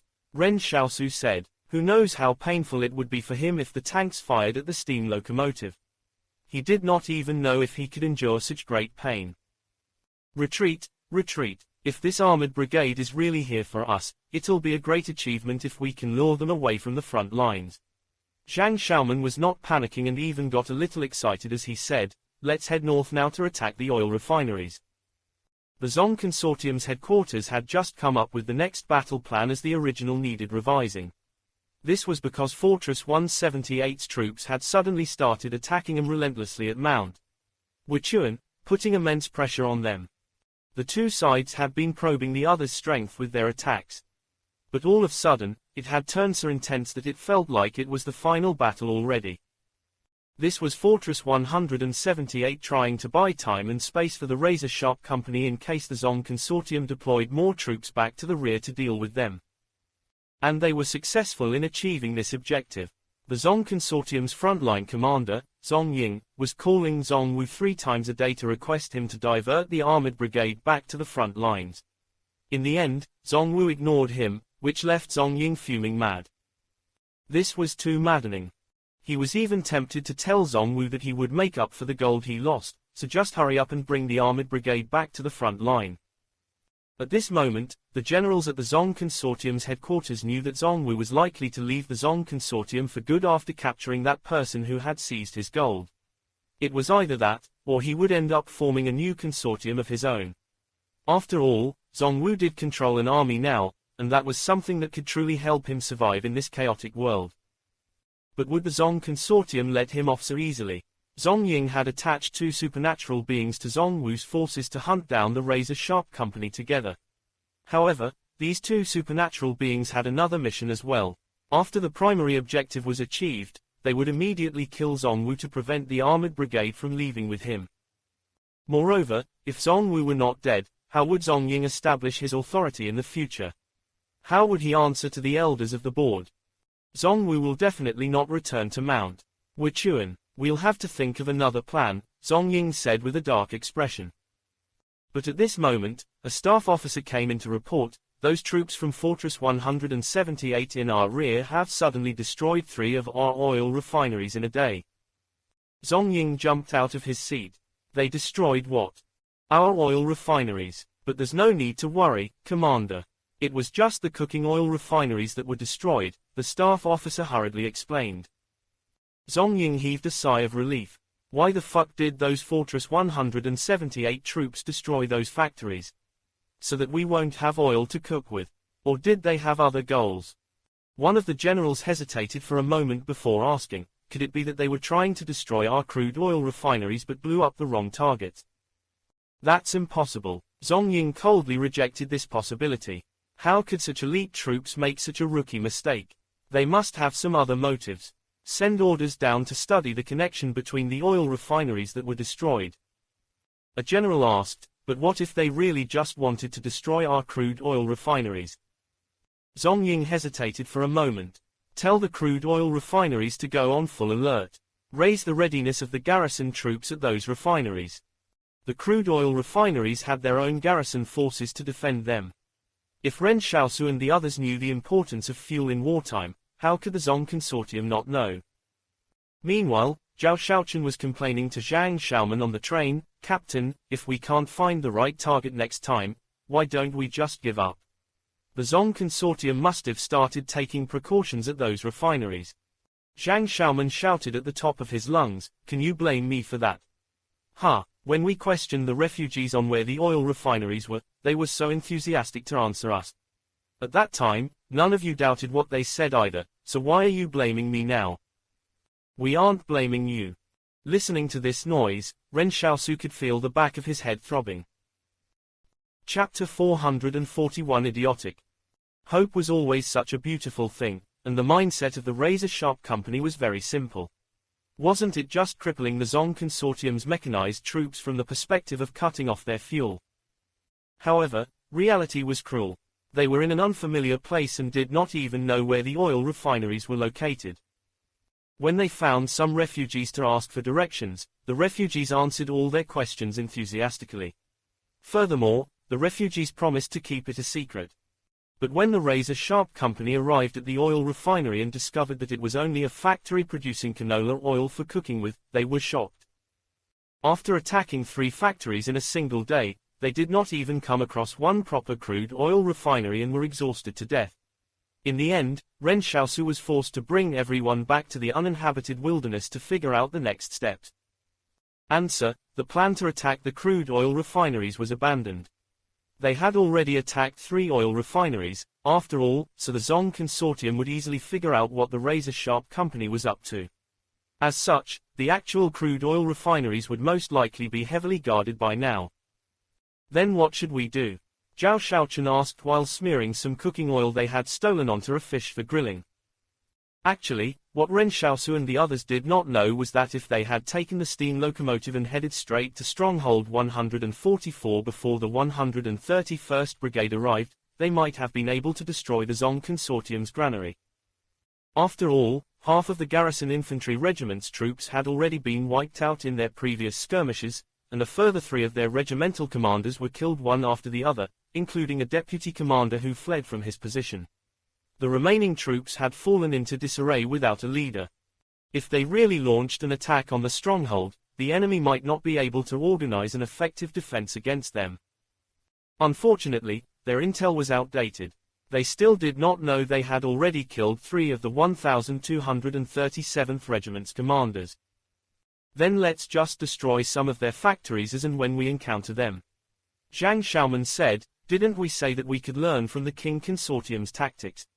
They just destroyed whatever installations they came across and wiped out the entire Yang Consortium's industry as a result. Zhao Shaochen said, rolling his eyes, can we compare to the Qing Consortium? They had over 1,000 troops to fight their enemy. Ren Xiaosu was not participating in the discussion with the razor-sharp company because he knew it would be very difficult for them to come to a conclusion. It was better for the razor-sharp company to not have any plans at all. By doing so, the enemy would not be able to sense a pattern in their attacks, and that would prevent them from being caught in a meticulously planned ambush. On top of that, he was also wondering about the whereabouts of Zong Cheng at this moment. He had heard that Zong Cheng was in charge of the garrison troops at the Zong Consortium's main stronghold. Luo Lan even disdainfully said that the garrison troops were where the family members of the Zong Consortium got posted. Ren Xiaosu looked at Zhang Xiaoman. Where's the Zong Consortium's HQ? In Stronghold 146. It's about 400 kilometers away from here. Zhang Xiaoman said in surprise, Xiaosu, don't tell me you're thinking of attacking their headquarters. We don't have enough people for that. There should be at least a brigade garrisoned at Stronghold 146 right now. It's their headquarters, after all, so it'll definitely be different there. I'm not. Ren Xiaosu shook his head. I was just asking. He kept pondering this. That was a whole brigade they were talking about. It seemed like he could only wait for Fortress 178 to join up with them here before they could attack the Zong Consortium's main stronghold together. Otherwise, he would be seeking an early death if he led the razor-sharp company in by himself. But at this moment, the sound of armored vehicles could be heard out in the distance again. It sounded like the armored brigade that was chasing after them had caught up. Ren Xiaosu frowned. How did they manage to find us? I don't know. Zhang Xiaoman was a little confused. By rights, they should not have left any tracks when they left the previous campsite today. Let's not worry about that for now. That armored brigade can't move as fast as us. We can discuss that after we get away from here. But just as they were about to leave, a young man suddenly walked over alone from afar with a knife in his hand.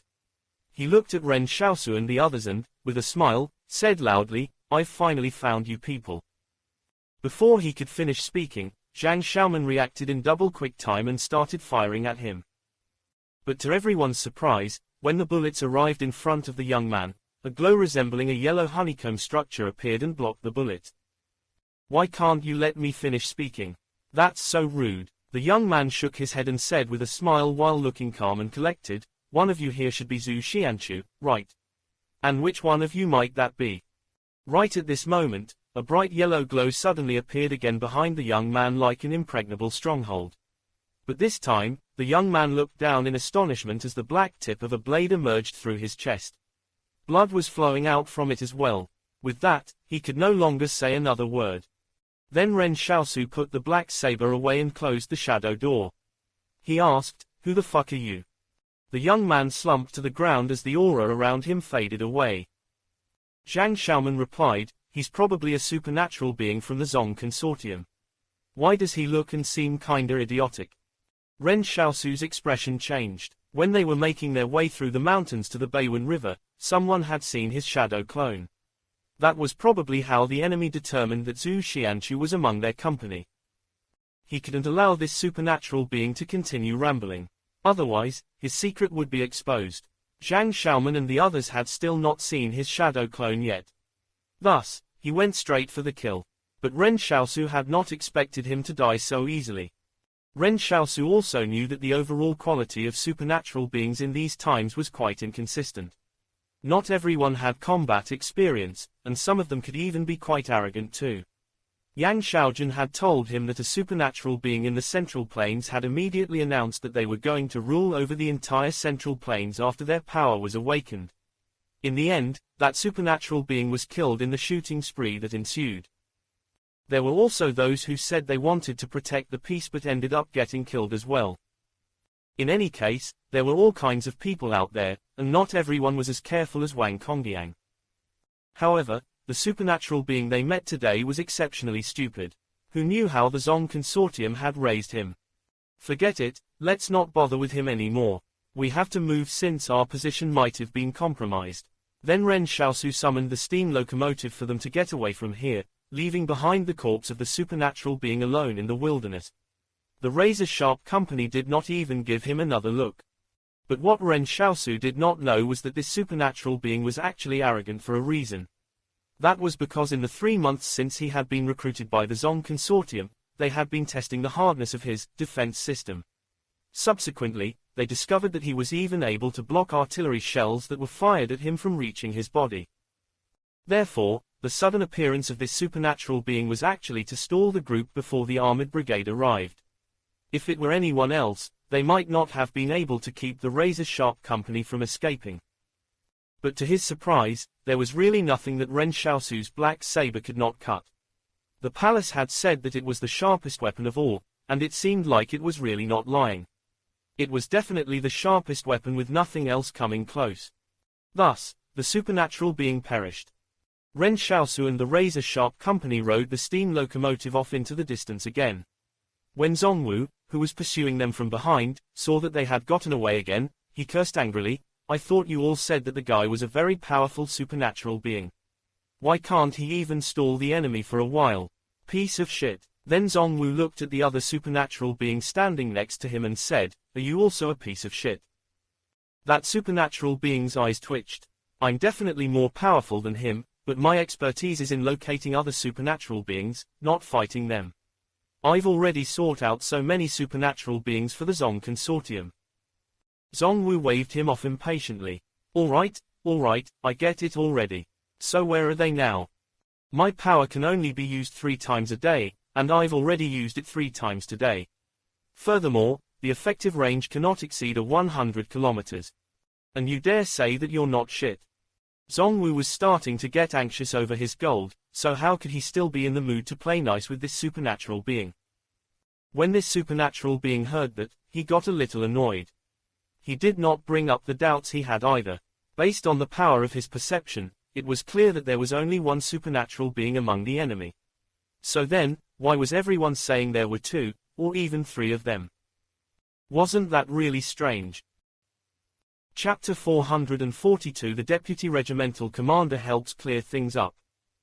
Ren Xiaosu and the razor-sharp company were having a discussion on the train, and Zhang Xiaoman wondered out loud, "How did the armored brigade find us?" "I don't know. Could the things we took from that factory we destroyed have GPS trackers on them or something?" Zhao Shaochen asked. "It can't be. We only took away some cooking oil from there and nothing else. There wasn't really anything valuable anyway." Zhang Xiaoman asked everyone, "Did y'all take anything with you?" "No." The soldiers all shook their heads. "We're in the middle of a war, so why would we do something so stupid that we affected our comrades? We definitely did not steal anything."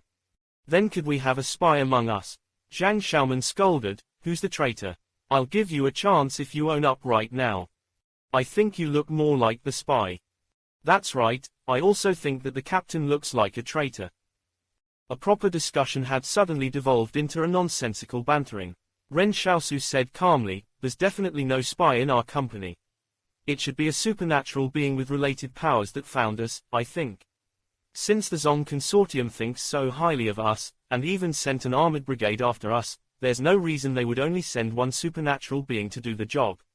There must be another one out there. If there were a spy, it would not have been so easy for them to take out the enemies at the Beiwen River and Mt.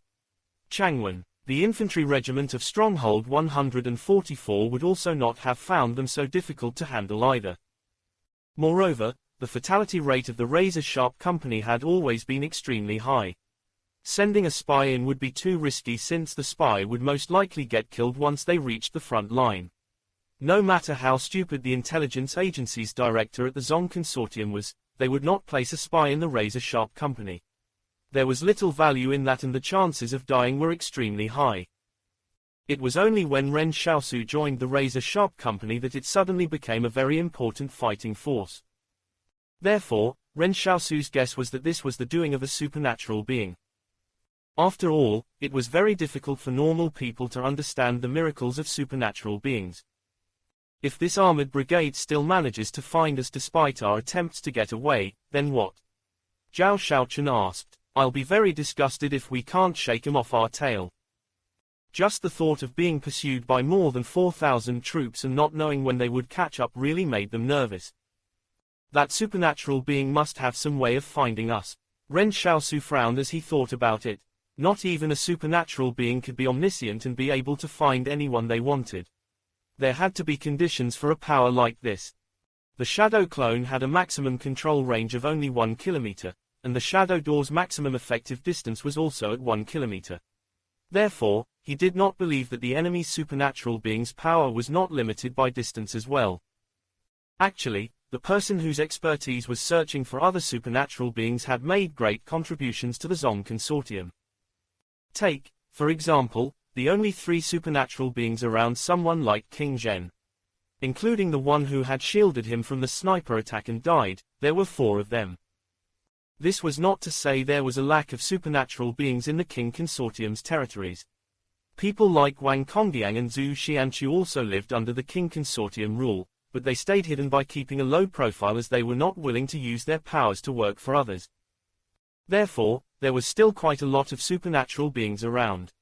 Ren Xiaosu felt that the number of supernatural beings within an organization's territories should be in the double digits at least, but not all of them had been identified yet. However, it was different at the Zong Consortium's territories.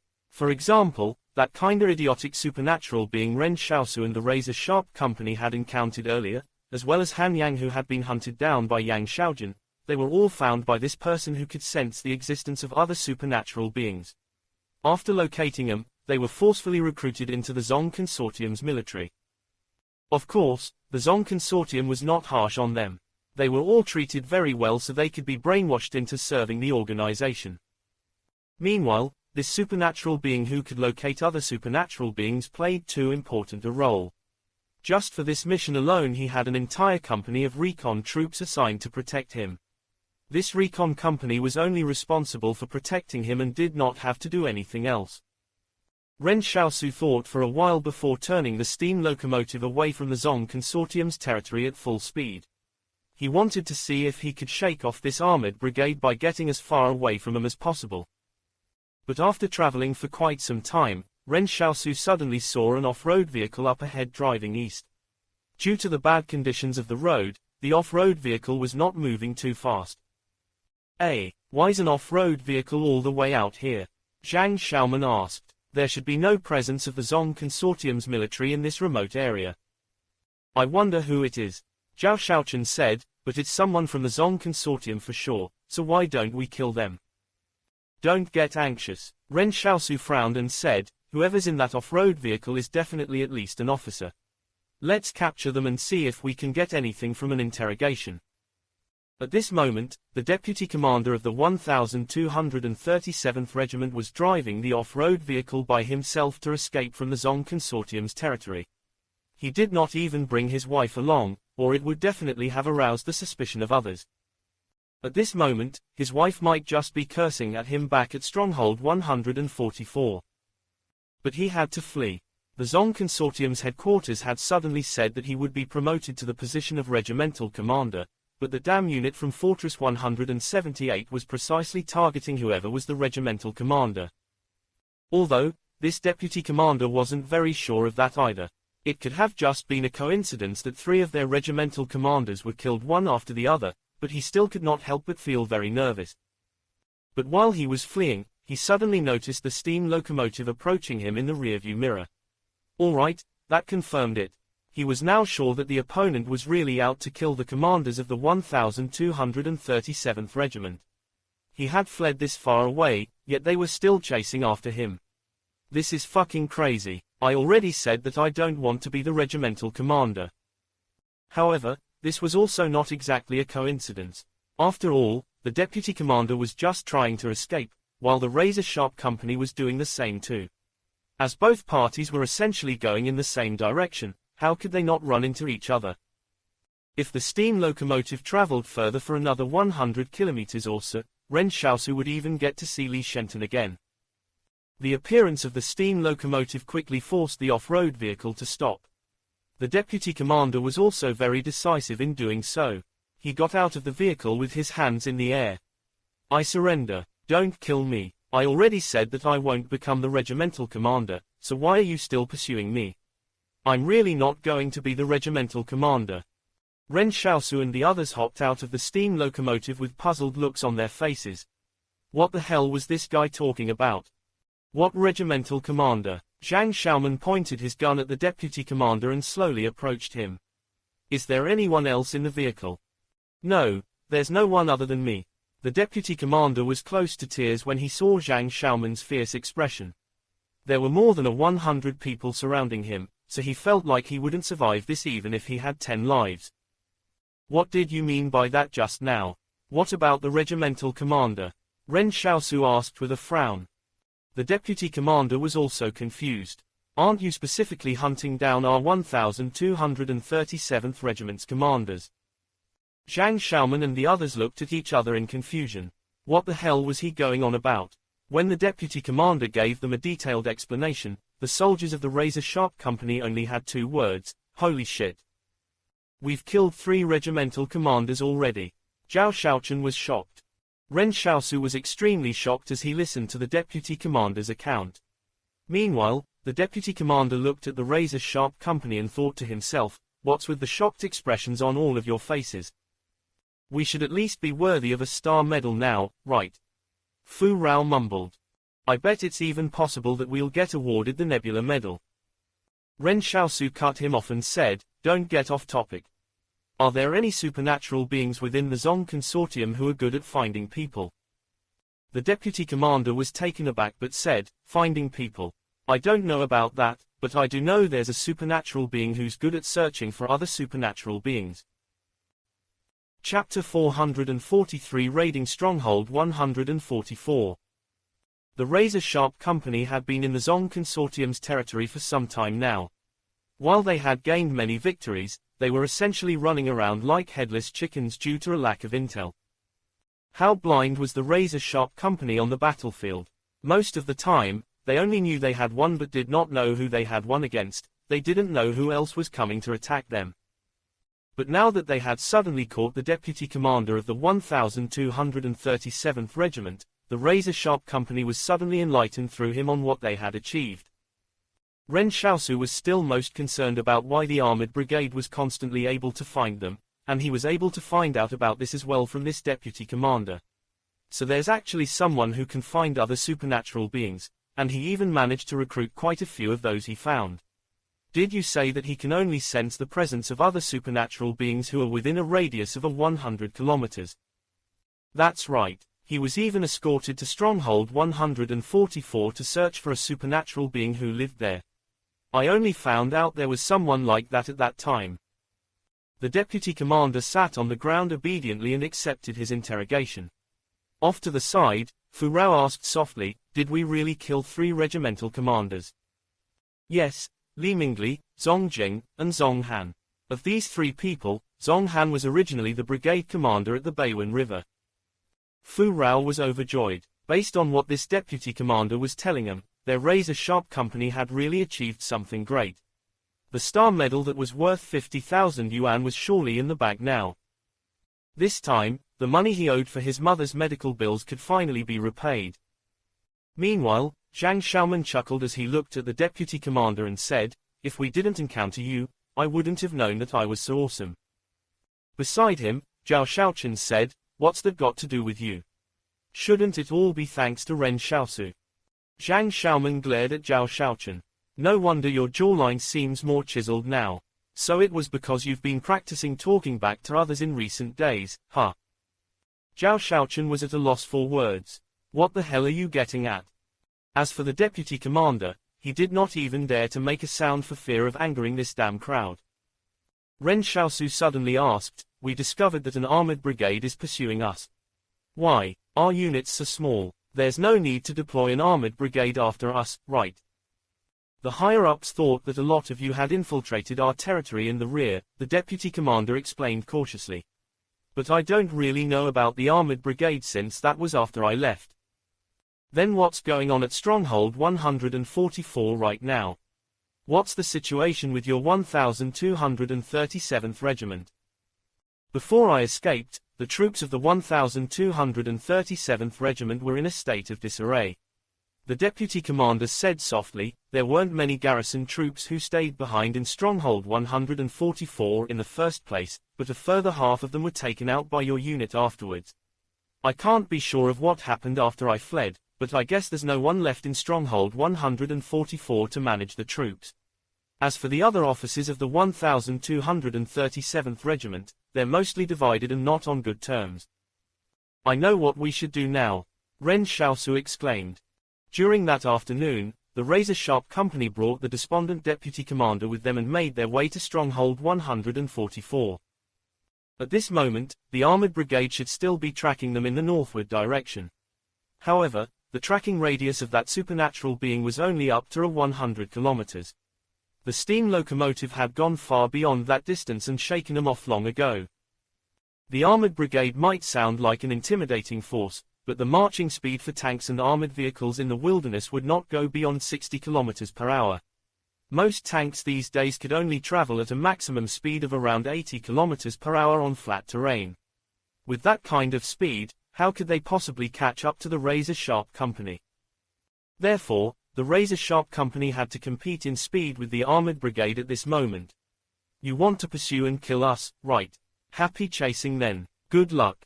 When the steam locomotive arrived at the gate of Stronghold 144, it completely ignored the garrison troops on top of the walls that were firing their machine guns at it. Before the garrison troops could adjust the angle of the close-range guns, the steam locomotive had already smashed right through the gate. Ren Xiaosu spat out a mouthful of blood. However, he just looked at the deputy commander as though it was nothing and said, "Where's the granary?" The deputy commander said numbly, "To the east." When he decided to flee, it was not only because he did not want to accept the role of regimental commander, but that he was also worried about being accused as a spy and getting arrested. After all, 3 regimental commanders had died while he was their second in command. At the same time, the enemy seemed to be able to predict where the regimental commander would show up. So would you dare to say that it had nothing to do with you, the second in command? The link was too obvious. Perhaps they might not touch him while the war was still going on, but someone would surely be held accountable after the dust had settled. The deputy commander knew he was not a spy, but Ren Xiaosu looked at him as though he was suggesting, "You are now." Ren Xiaosu said kindly to the deputy commander, "You're now an unofficial member of our razor-sharp company, so strive to perform well and be a useful person to our stronghold and bring glory to it." The deputy commander felt a sense of bitterness.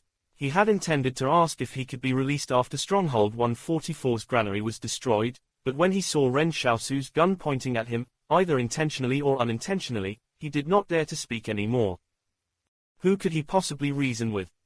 Just as this deputy commander had said, Stronghold 144 was as good as a paper tiger at this moment.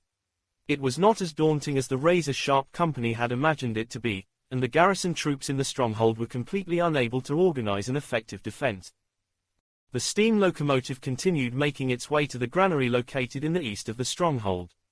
The warehouse over there occupied an extremely large area, and the harvest from the fertile farming settlements near Stronghold 144 for the past 5 years were all stored there.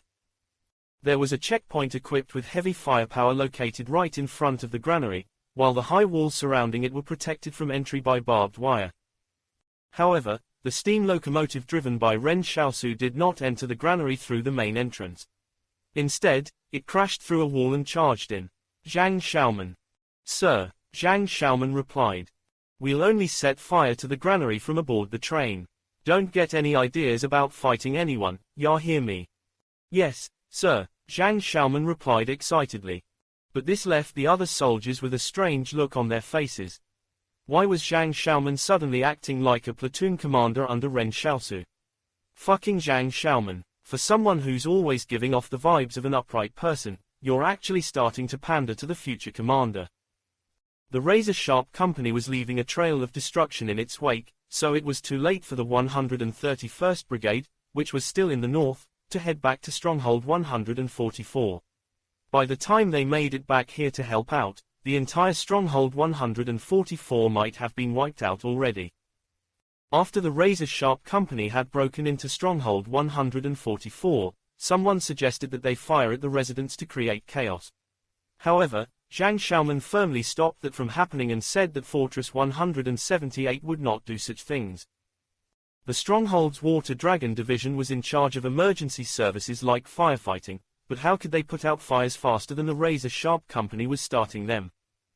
Meanwhile, when the remaining garrison troops of the 1237th Regiment saw that the situation had turned hopeless, they decided to stop fighting back and simply packed their belongings to flee from the stronghold. No matter the outcome, the 1237th Regiment would bear responsibility for what happened here. So if they did not flee now, it was not as though their lives would be good after the dust settled. Everyone knew how ruthless the Zong Consortium was when it came to handling such matters.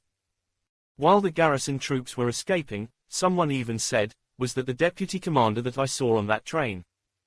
The commander of 3rd Company said harshly, "I said long ago that he'd likely be a spy, but all of you did not believe me back then." Chapter 444 The Zong Consortium's Plans.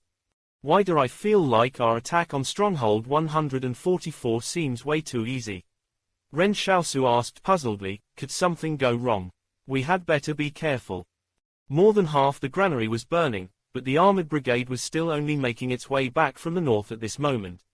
By the time the armored brigade arrived back at the stronghold, the razor-sharp company would probably have already scooted off somewhere.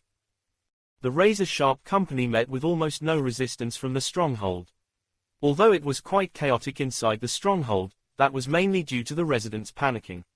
Next to him, the deputy commander was at a loss for words when he heard what Ren Xiaosu said. You call this easy? You've already killed 3 regimental commanders, while I, the second in command, have also fallen into your hands. So what do you mean by easy? Is that even something a human would say? As the granary burned, Ren Xiaosu realized that 1/3 of it was actually empty. He asked the deputy commander, have the grains been transported to the front line already? No, the deputy commander shook his head. The generals bought most of it up before the war began using a number of different identities. You mean they have to buy their own food when they go to war? Ren Xiaosu was stunned. No, they were planning to sell the grains to the residents once the war started. The higher-ups don't actually know about this. The generals said that if the grains were sold to them first, they would make up for the reserves once the grain prices dropped back down, and no one would discover it. After all, the original battle plan did not require too much food. The deputy regiment said, at least, it wouldn't all be used up. Oh well, it seemed that this time, Ren Xiaosu had inadvertently helped to cover up for the Zong Consortium's generals who had secretly stashed away the grain reserves. With everything burned down, no one would know that 1/3 of reserves here had gone missing. However, Ren Xiaosu was unhappy that even though their attack on the granary had a huge impact on the war, it was definitely not enough to deal a fatal blow to the Zong Consortium. As their food reserves had already been spread out, the Zong Consortium would surely have a way to get back all those missing grains. At this moment, all of the generals in the Zong Consortium's headquarters looked very solemn. Zong Ying suddenly slammed his fountain pen onto the table. What the hell is with that Zong Wu? We've already allowed him to lead his 131st Brigade to hunt down the enemy, and even sent 2 supernatural beings to back him up, so how did he allow the enemy to set fire to Stronghold 144 right under their noses? And what are the garrison troops at Stronghold 144 doing? Can't they even organize a defense? How could they let the enemy burn down the granary just like that? Zong Ying was about to explode. I want their regimental commander executed. Before he could finish speaking, Zong Ying suddenly remembered the 1237th Regiment did not currently have a commander, and even the second in command had run away too. He did not even have someone to pin the blame on to blow off steam. A general said, Commander, since things have come to this point, we have to think of a countermeasure. Gather all the grain reserves from the various strongholds, and the grains that you people are holding, I want them handed over as well. This matter determines the success or downfall of the consortium, so stop with your selfish little schemes. Did you think I didn't know what you've done? Zhong Ying sneered. He meant to gather all of the grain reserves of the entire Zong consortium to send to the front line, including whatever grains he could collect from the residents of the various strongholds. There were also a lot of grainstuffs that were in the possession of the generals. When they learned that a war was imminent, many of the generals had wantonly started purchasing an increased amount of grains and hoarded them. They knew that when war broke out, food prices would increase. As half a kilogram of rice was only worth about a yuan or so, most people wondered how something like that could make anyone any money. But during a war, the price of rice could go up to 5, or even 10 yuan. At that time, the stronghold residents would not want to starve to death, right?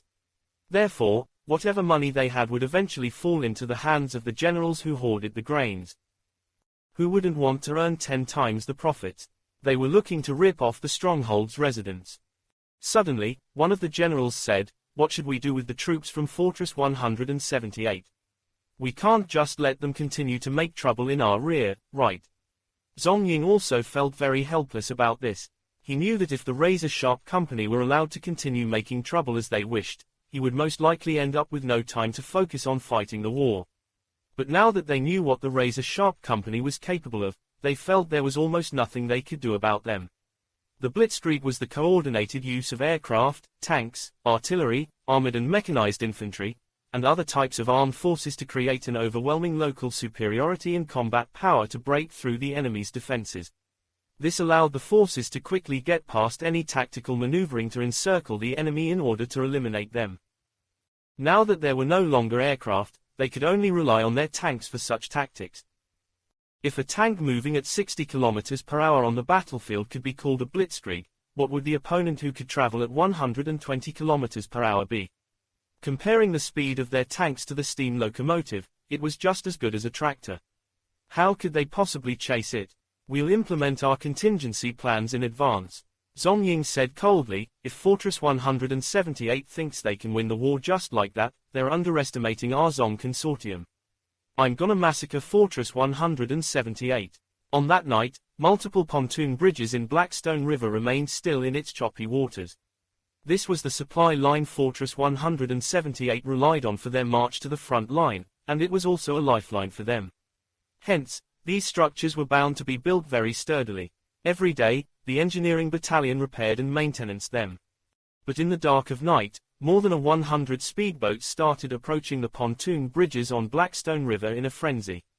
At first, these speedboats were being rowed with oars by the soldiers in them. This way, they were able to quietly approach the bridges until they were about 10 kilometers away. But once they got to within 10 kilometers of the pontoon bridges, the engines of the speedboats roared to life as they flew towards them. On these speedboats were also large quantities of TNT. When Fortress 178's defending troops near Blackstone River discovered this, it was already too late.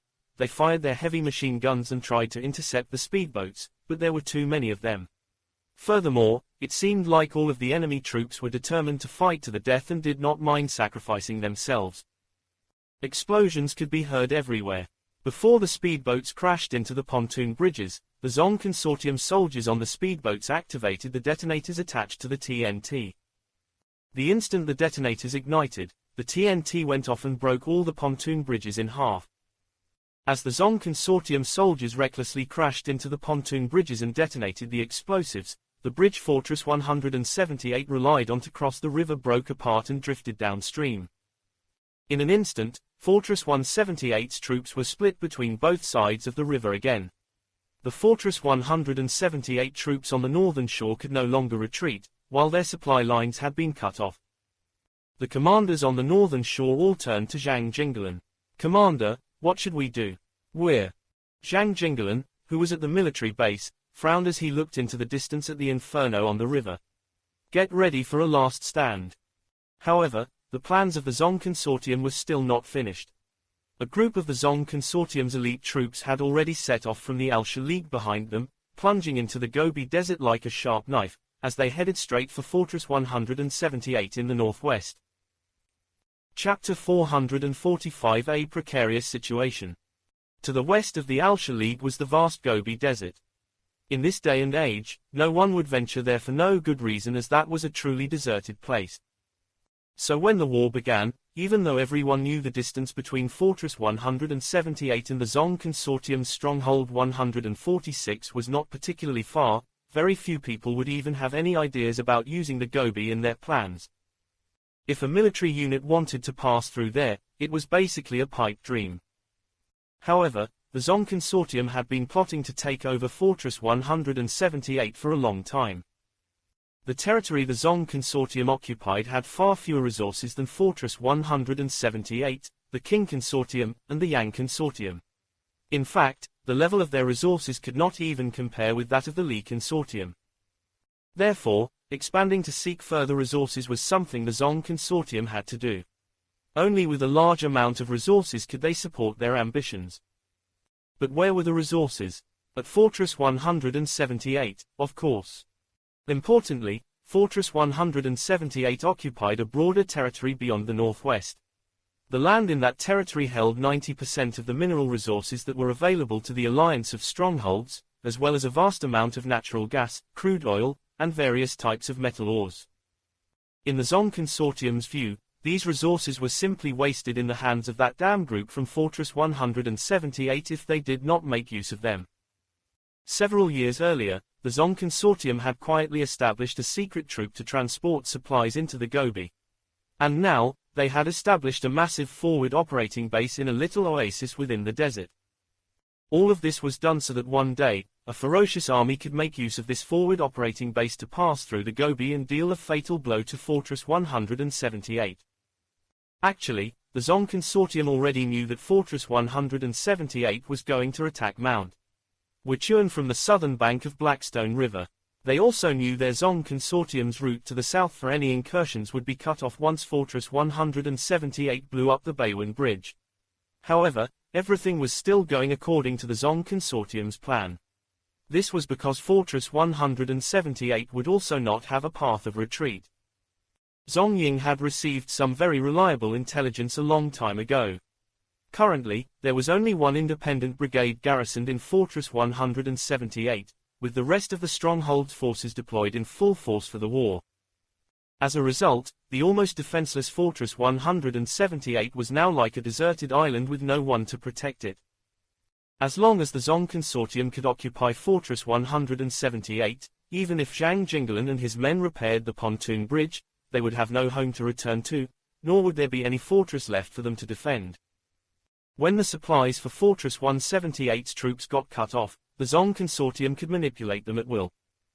According to Zhong Ying's calculations, his troops would cross the Gobi Desert and reach Fortress 178 in another 7 days for the confrontation. Zhong Ying narrowed his eyes as he wondered if Zhang Jinglan had already guessed all of this by now. He assumed so, since cutting off the path at Blackstone River showed his plans pretty obviously. But so what if he could guess it? There was no way that Zhang Jinglan could stop him from occupying Fortress 178. Troops were sacrificed as cannon fodder so he could lure Zhang Jinglan to the northern shore of Blackstone River. In the end, he was the superior tactician. Although there was a small episode in between involving the razor-sharp company, that was not too great of a concern. Even if that company was extremely capable, they couldn't affect the big picture. Although the granary had been burned down, the Zong Consortium could still last for a month with their food reserves. This 1 month would be enough for him to bring the Fortress 178 troops to their knees. After all, Zhang Jinglan would be cut off from his supply lines as well, wouldn't he? At the thought of being able to defeat Zhang Jinglan, a military leader long famous, Zhong Ying felt an uncontrollable sense of excitement in his heart. At his position, only power and unprecedented victory could arouse his desires. Meanwhile, the armored brigade's commander Hu Exingji, who was standing beside Zhang Jinglan, looked at him and said, "Commander Zhang, the Zong Consortium has cut off our main forces' retreat route. They must be plotting something against us. Sir, please think of something." Zhang Jinglan looked at Hu Exingji. "We must make a stand. Everyone, we'll have to take Mount Wuchuan as quickly as possible if we want to make it out of this alive. Inform the engineering battalion behind us to quickly rebuild the pontoon bridge, and check how long they will need." A staff officer hesitated for a moment before saying, "We asked about that earlier.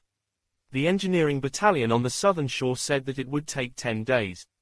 They could build a simple pontoon bridge instead. That will be faster, but it's useless if the mechanized infantry can't cross the river on it. 10 days. Even if they could rebuild the pontoon bridge within 10 days, they would still need another 7 days to get back to Fortress 178. That would be too late. Suddenly, Zhou Yinglong ran back from the front line. Commander! Commander! The razor-sharp company has called in. Everyone was startled. They never expected the razor-sharp company that was behind the enemy lines to actually re-establish communications with them. The razor-sharp company had just finished their attack on Stronghold 144. Not only did they burn down the granary there, but they also stole a satellite phone from within the stronghold. It was only then that they were able to contact Fortress 178's troops again. Zhang Jinglan took the satellite phone and answered it. On the other end of the line, Zhang Xiaoman's loud voice yelled excitedly, "Commander Zhang. Is that Commander Zhang?" "Yes, this is Zhang Jinglan, please speak," Zhang Jinglan said calmly. "We've burnt down the granary at Stronghold 144 and wiped out 7 or 8 of their companies. We even killed 3 regimental commanders of their 1237th Regiment, and the deputy regimental commander is in our hands now," Zhang Xiaoman said cockily, as though he were afraid Zhang Jinglan would not award him the Nebula Medal. He thought he should list all of their contributions in one fell swoop. The commanders beside Zhang Jinglan were stunned.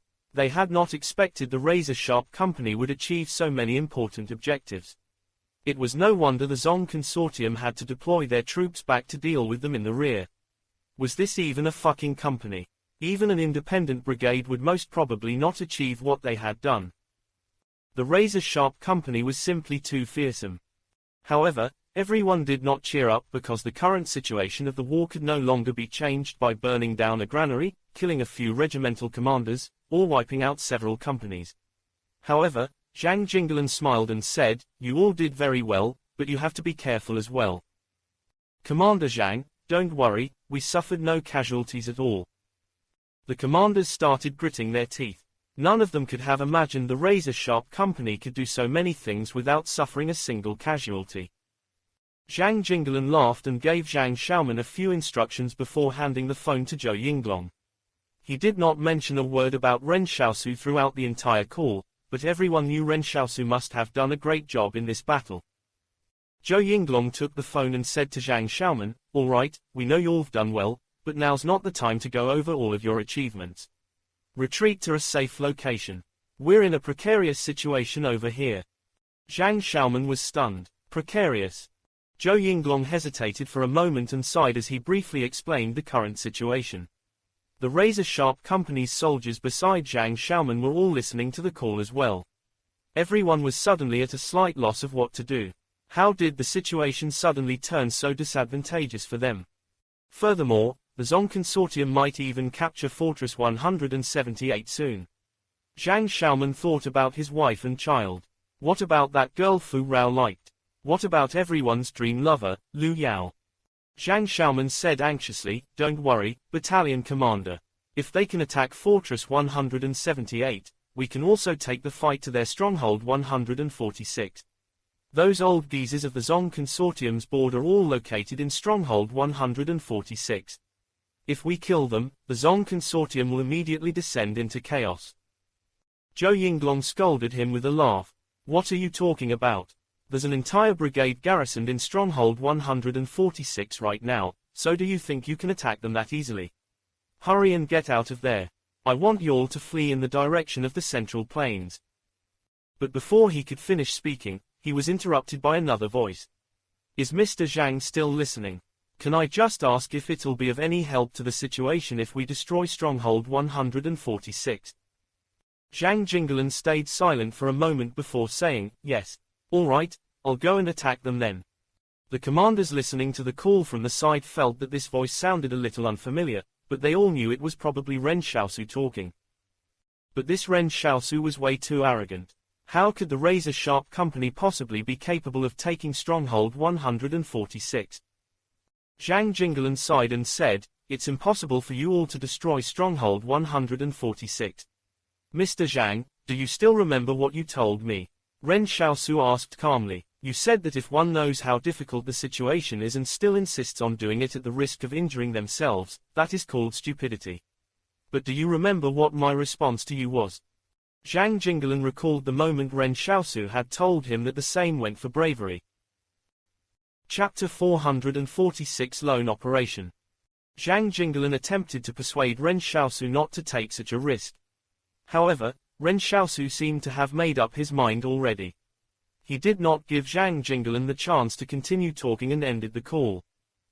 By rights, with Zhong Ying as the commander of the military, the battle over here should not have been affected even if the Zong consortium were attacked in the rear. But in reality, that wasn't the case at all. The reason the board was that they had absolute influence and control over the military. It was just that they had temporarily appointed Zhong Ying as the commander-in-chief. Currently, the various fighting forces were temporarily under Zhong Ying's command.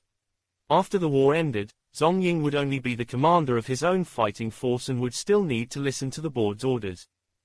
So when Ren Xiaosu asked Zhang Jinglan whether it would be of any use if he captured Stronghold 146, Zhang Jinglan replied in the affirmative. That was where the Zong consortium was held together. Just as when the Yang consortium's Stronghold 88 was destroyed, it had caused the entire Yang consortium to immediately turn into a pile of loose sand and scheme against each other, the Zong consortium would be no exception either.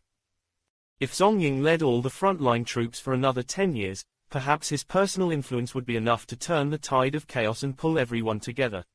But right now, Zhong Ying was not capable of doing so. If the troops from Fortress 178 were defeated, Ren Xiaosu would no longer have an avenue of support for him to destroy the entire Zong consortium.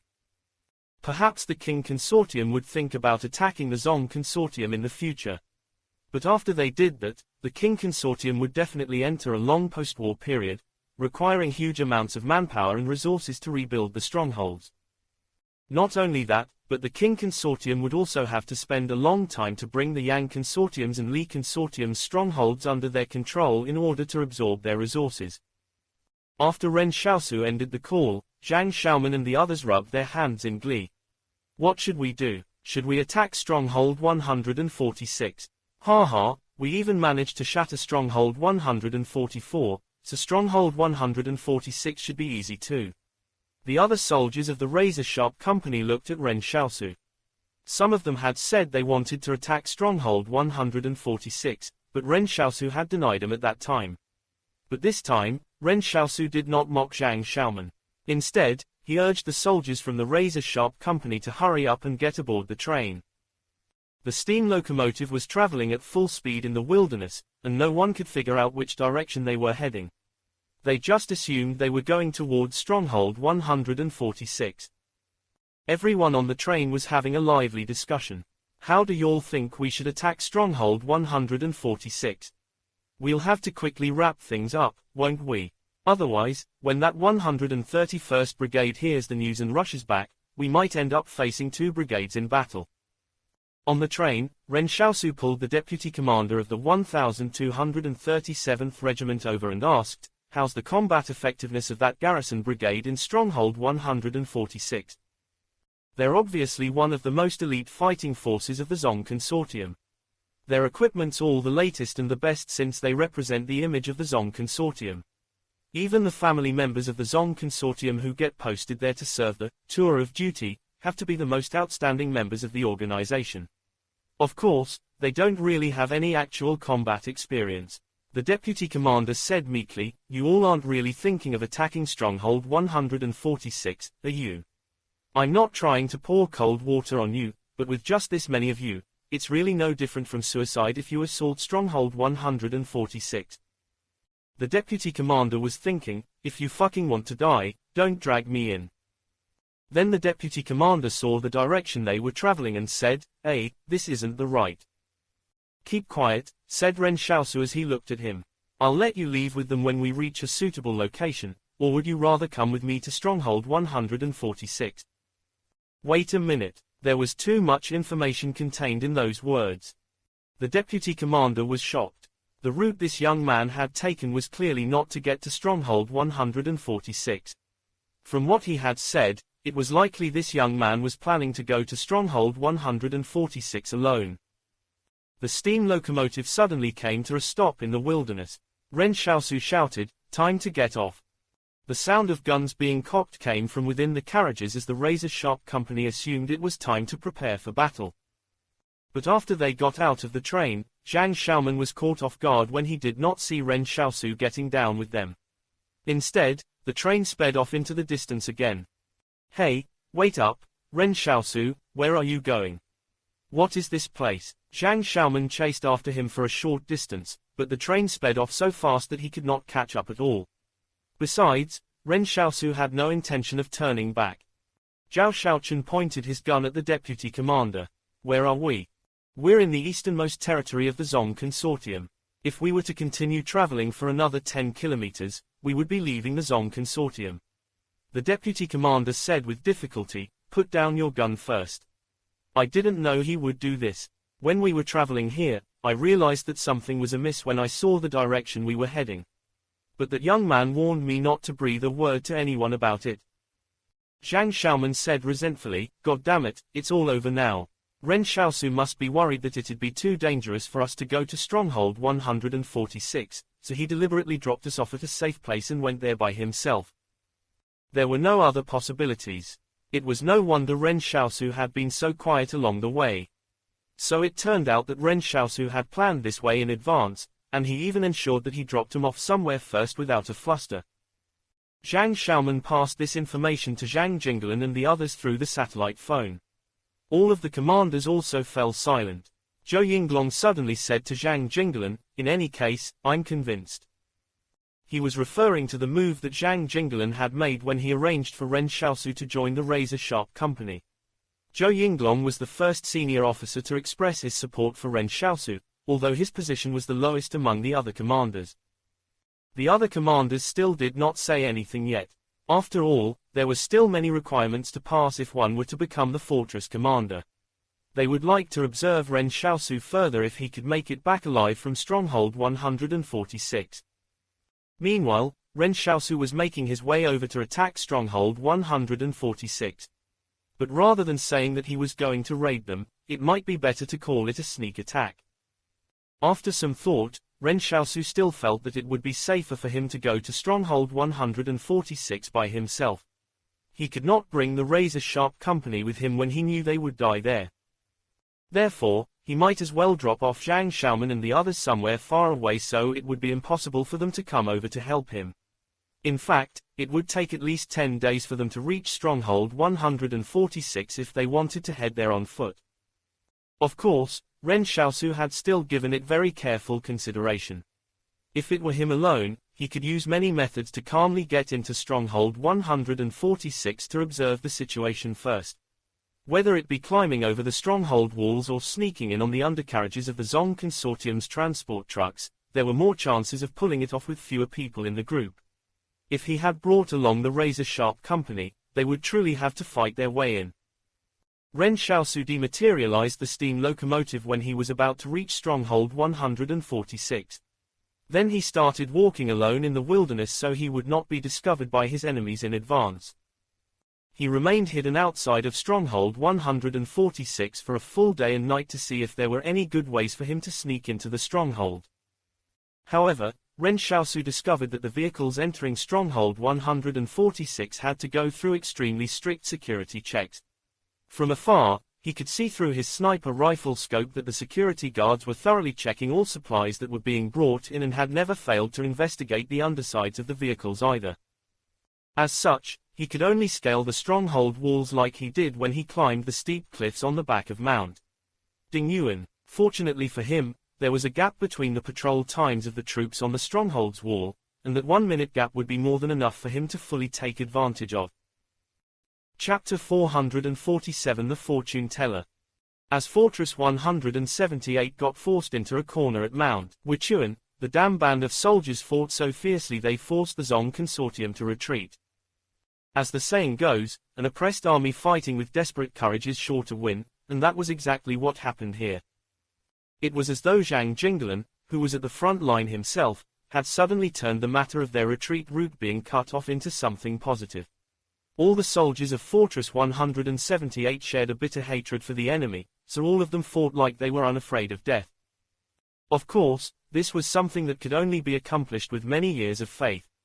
However, this would not change the crisis that Fortress 178 was facing at the moment. For the past 2 days, Zhang Jinglan had not spoken much at all. A commander went to inquire with him on how to handle and resolve the Zong Consortium's sudden attack on Fortress 178, but he just said that he had not thought of a plan yet. The commanders found it a little strange that Commander Zhang seemed to be at a loss for what to do. Usually, he could make a resolute decision no matter how difficult things got. But why did it seem like the Zong Consortium was leading him by the nose now? What was the point of winning the battle here at Mount Wuchuan when they were on the verge of losing their homes? The commanders were so anxious that they got a little mad, and one of them even had a lot of his hair turn grey overnight.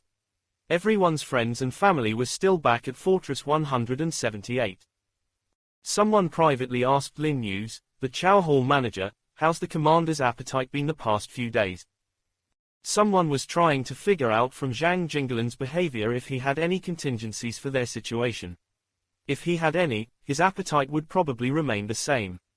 But if he didn't, he would most likely not eat as much as he usually did. The commanders of Fortress 178 all knew about Zhang Jinglan's habits. This one was an eccentricity of Zhang Jinglan's they had figured out long ago. Lin Yus said with a bitter expression, "Commander Zhang has not eaten for 2 days already." The commanders of Fortress 178 all had a bitter look on their faces. Commander Zhang was so worried this time that he did not even eat. Although Zhong Ying had suffered successive defeats here at Mount Wuchuan, this frontline commander knew the situation was going to change in a few more days. But the problem was that there had to be an explanation for this matter. This explanation was necessary to appease the board. Being victorious was not the only thing that mattered in war. Amid all the battles, there would still be a lot of people seeking to reproach whoever was responsible for certain results in order to get rid of their opponents. Furthermore, a lot of people were also eyeing Zhong Ying's position, seeing that once the contingency plan succeeded, this would truly be an unprecedented victory. To be honest, a lot of people were looking to steal the fruits of Zhong Ying's labor. The board had already sent someone to inquire about the matter. Meanwhile, Zhong Ying squarely pinned the blame on Zhongwu, saying that if Zhongwu had not withdrawn an anchoring force like the 131st Brigade from the front, the defeat at Mount Wuchuan could definitely have been avoided. After all, the defensive position the 131st Brigade was guarding was an extremely important one. However, Zhongwu had abandoned the interests of the organization just because his diverted assets had been seized by someone. This was as good as desertion. Meanwhile, this action of withdrawing from the battle at the last minute had in turn affected the overall situation of the war by disrupting the plans at the front lines. On the other hand, the board had also contacted Zhongwu regarding the same matter, only to hear him yelling at the top of his lungs and claiming that if Zhong Ying could not even guarantee the safety of the rear, how were they supposed to win the war? Both parties were pushing the blame on the other with their excuses. However, Zhongwu, who was leading the 131st Brigade, had already lost track of the razor-sharp company's whereabouts. He knew his sudden withdrawal from the battlefield would no longer be his main charge. Instead, diverting his assets during the war and planning his getaway would make the board even more suspicious of him. What would he face after the war was over? It would surely have to be a torrent of investigations. Hence, the thing that would surprise everyone still happened. Zhongwu had actually taken the 131st Brigade and fled. Although the mechanized infantry were very reliant on logistics from the rear, the fact that Zhongwu fled showed that he must have found an organization that would take him in the Central Plains. Who wouldn't welcome a surrender from someone if a mechanized army came included with them? With the desertion, everyone from the Zong Consortium was disgusted. Meanwhile, Zhong Ying heaved a sigh of relief as the matter overshadowed the defeats he had suffered, and no one cared about that anymore. What Zhong Ying should really be doing right now was to stay at the top of Mount Wuchuan to continue defending against Stronghold 178's attacks. If the Zong Consortium were to get beaten before their contingency plan could be pulled off, that would be the real joke. The night was silent in Stronghold 146, and Ren Xiaosu guessed that a curfew might have been implemented. It couldn't be that no pedestrians would be out walking the streets otherwise. Occasionally, he could even see troops patrolling the place. It wouldn't be difficult for Ren Xiaosu to avoid the patrols. What was difficult was finding out where the higher-ups of the Zong Consortium were. Ren Xiaosu had defined the operation this time as a decapitation strike. His purpose was not to destroy the entirety of Stronghold 146, nor was he going to fight against the brigade that was garrisoned here. Instead, he was seeking to cripple all of the higher-ups of the Zong Consortium so they would fall to the same fate as the Yang Consortium. But Ren Xiaosu thought of a very serious problem. If Zong Cheng was the commander of the garrison brigade for Stronghold 146, wouldn't he also be around in the military base here? Other targets aside, Zong Cheng was the one he wanted to kill the most. Figuring out a way to sneak into the base, as well as finding out where the higher-ups of the Zong Consortium were located, were the first things that Ren Xiaosu had to face. But how was he supposed to find them? Ren Xiaosu hid under a small bridge all night. The next day, he started strolling on the streets like it was nothing. He realized the residents of Stronghold 146 all looked lifeless. There was no one talking on the streets, and the atmosphere was extremely oppressive. He did not know what the Zong Consortium did during their rule over these citizens to make them completely lose their spirits. It was only after entering the stronghold that Ren Xiaosu realized that the Zong Consortium had not only lost the hearts of the refugees but also the hearts of the stronghold's residents. But he did not try to strike up a conversation with any of them. Surely he could not pull a random person aside to ask them where the higher-ups of the Zong Consortium lived, could he?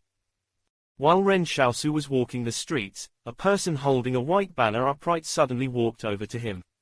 He saw two words written on the white banner, Divine Foresight. 1. Ren Xiaosu was stunned as this was his first time encountering a fortune teller on the streets. But such things were just interesting to look at. He had heard that 100% of fortune tellers were frauds who used their skills to cheat others. But as the two of them walked past each other, the fortune teller suddenly grabbed Ren Xiaosu by the arm. Ren Xiaosu turned around and grabbed his wrist, locking the fortune teller's arm as he carried him into a small alley. Ren Xiaosu looked around and realized no one had noticed them. Then he said, "Who are you?" The fortune teller started sweating from the pain. "Let go of me. I'm just a fortune teller. I noticed from your aura that you might encounter a bloody calamity in the coming days, so I wanted to read your fortune for you." Oh, Ren Xiaosu was amused to hear that. Telling others they would encounter a bloody calamity was a trick fortune tellers used. To resolve this calamity, one would have to pay them money to avoid it. I'm not that stupid. Go and scam others. I'm not that gullible to fall for something like that. Why don't you know what's good for you? The fortune teller said in a speechless manner, "I'm really sincere about telling your fortune. My divinations are quite accurate." Accurate, Ren Xiaosu sneered. Then what can you divine for me? I can divine anything, said the fortune teller. Then riddle me this. Given the quadratic function f, x, equals x2 plus bx plus c, the maximum value occurs when x equals 1. What is the relationship between f minus 1, f0, and f4, in terms of value? The fortune teller was confused. Ren Xiaosu continued sneering. Didn't you say that you can divine anything? Chapter 448 A Bloody Calamity. The fortune teller did not know whether to laugh or cry. I'm a fortune teller. If you ask me to interpret dreams, calculate your chances of marriage or future prospects, I can do that for you. But why would you ask me to solve a math problem? That's science, while I'm a practitioner of magic. The two don't mix. Ren Xiaosu remained silent for a moment before saying, "You said you can interpret dreams, right?" That's right. The fortune teller nodded enthusiastically. I can interpret all kinds of dreams. Ren Xiaosu said, then listen carefully. I had a dream about a question related to quadratic function f(x). The fortune teller was dumbfounded. What fucking dream is that? Can't a guy help others read their fortunes even if he does not know how to solve quadratic functions? What the hell? Ren Xiaosu sneered. You can't interpret that, right? So you're really a fraud. But the fortune teller suddenly said, based on your facial structure, I can tell that you have a friend who's like family but is not related to you by blood. I also know you've experienced a turning point in your life at the age of 17, while water is the source of your mishaps. This time, it was Ren Xiaosu's turn to be stunned. However, he still did not believe the fortune teller. He lifted him off his feet and asked coldly, "Just who the hell are you? How did you know these things?" His younger brother was Yan Luyuan, and didn't Ren Xiaosu experience the greatest calamity of his life in that flood? Even though the fortune teller mentioned all these, Ren Xiaosu's natural instincts told him not to believe this was something that could be figured out through divination. Instead, it was likely that some people with ulterior motives who knew about those matters were using it to get close to him. But when the fortune teller noticed that Ren Xiaosu did not believe him, he smiled wryly. "I can also tell that you got into grave danger when you were in your teens, but you probably don't even know how you managed to escape it. The Northwest is where you will prosper. If you still don't believe me, there's nothing I can do." Ren Xiaosu loosened his grip on the fortune teller. Very few people knew about his past, and not even those back at Stronghold 113's town knew about it. But it was true that he really did not know how he had escaped from the wolves. This fortune teller dared to bring up something like that with such certainty, so could he really know how to read fortunes? Ren Xiaosu pondered for a moment before saying, "You're saying that I will face a bloody calamity in the next 2 days." "That's right. It's extremely ominous," the fortune teller said, "but I didn't get to look at it carefully just now, so you'll have to let me have a look again."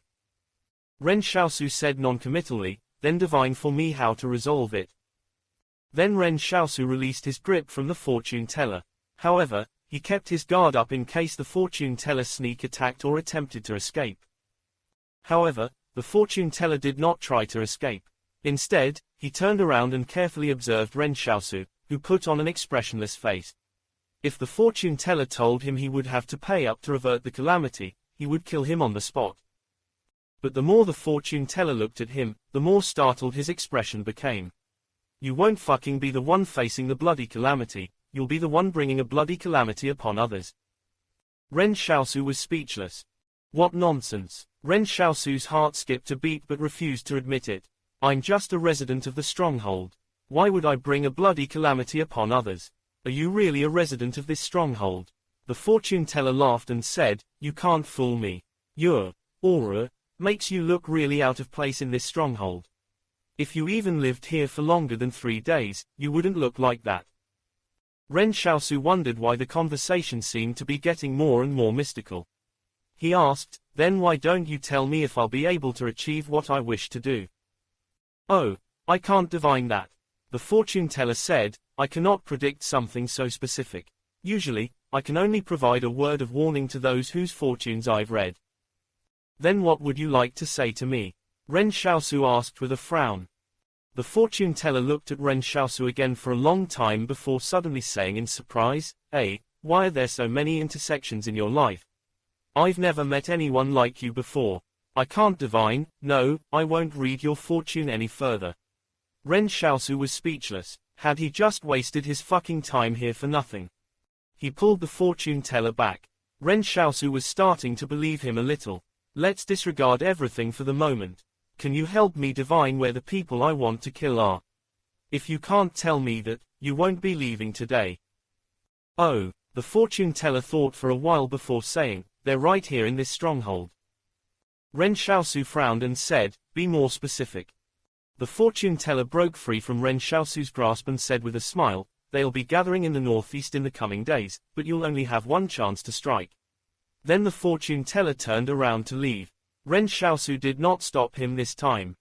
Ren Xiaosu believed 60% of the fortune teller's words. But fate was still something he didn't know well, so he still had doubts. Ren Xiaosu suddenly asked in a loud voice, "Wait a minute, have you ever read fortunes for people living in the south?" "I've read quite a lot of people's fortunes. Who are you referring to? I can remember the names of all those I've told the fortunes of." "Li Qingzheng. Oh, I told him he would meet his benefactor in the future." Ren Xiaosu kept quiet and did not say anything else. Now he believed 80% of the fortune teller's words. However, could there really be such a mystical person in the world? Could this fortune teller also be a supernatural being? Normally, anything that Ren Xiaosu could not understand would immediately be deemed as superstition. But now that he actually encountered it, he did not know whether he should trust the fortune teller. Li Qingzheng had told him he had met a fortune teller who said he would meet a benefactor who would bring him into the stronghold. However, Ren Xiaosu thought that fortune teller might not be that reliable. Even though Li Qingzheng had really entered the stronghold, it was not to enjoy life on the inside but to experience a disaster. More importantly, the fortune teller also did not say there were beings like the experimentals in the stronghold he would be entering. If he had said so earlier, Li Qingzheng would definitely not have wanted to go in. Right now, Ren Xiaosu only kept in mind the one thing the fortune teller had said. The people he wanted to kill would be gathering in the coming days, and he only had one chance to strike. He was targeting 13 people, including Zong Cheng. As each of them wielded a lot of power, if he tried to kill them one by one, he would probably get hunted down by the entire stronghold after eliminating the first target. Simultaneously, the other targets would go into hiding. So if his enemies gathered together, that would be the best opportunity for Ren Xiaosu to get them. But how was he supposed to find out where they would be gathering? After turning a corner, the fortune teller quickly ran off. What a close shave. I nearly died, and I didn't con any money out of him. In the east, the razor-sharp company was marching through the wilderness. Then Zhang Xiaoman looked disconcerted when they heard the sound of armored vehicles moving. He quickly beckoned the others to hide inside a gully nearby to avoid being discovered by the enemy. Why is this fucking armored brigade chasing us around relentlessly? I thought you said they could only locate other supernatural beings. So how did they follow us all the way here? Zhang Xiaoman looked at the deputy commander. Did you lie to us? Do you think I won't stab you to death? The deputy commander was already in tears. I've already said everything that I know. However, it was no time to argue. The armored brigade was right in front of them. However, Zhang Xiaoman and the razor-sharp company discovered this armored brigade was not coming for them but heading towards the central plains. Chapter 449 A Spy in Fortress 178. After the armored brigade continued to rumble their way towards the central plains, Zhang Xiaoman muttered, "That's strange, why are they headed in that direction? Doesn't that road lead to the central plains? Could they have some other plans? Is it possible that they're fleeing? That can't be, right?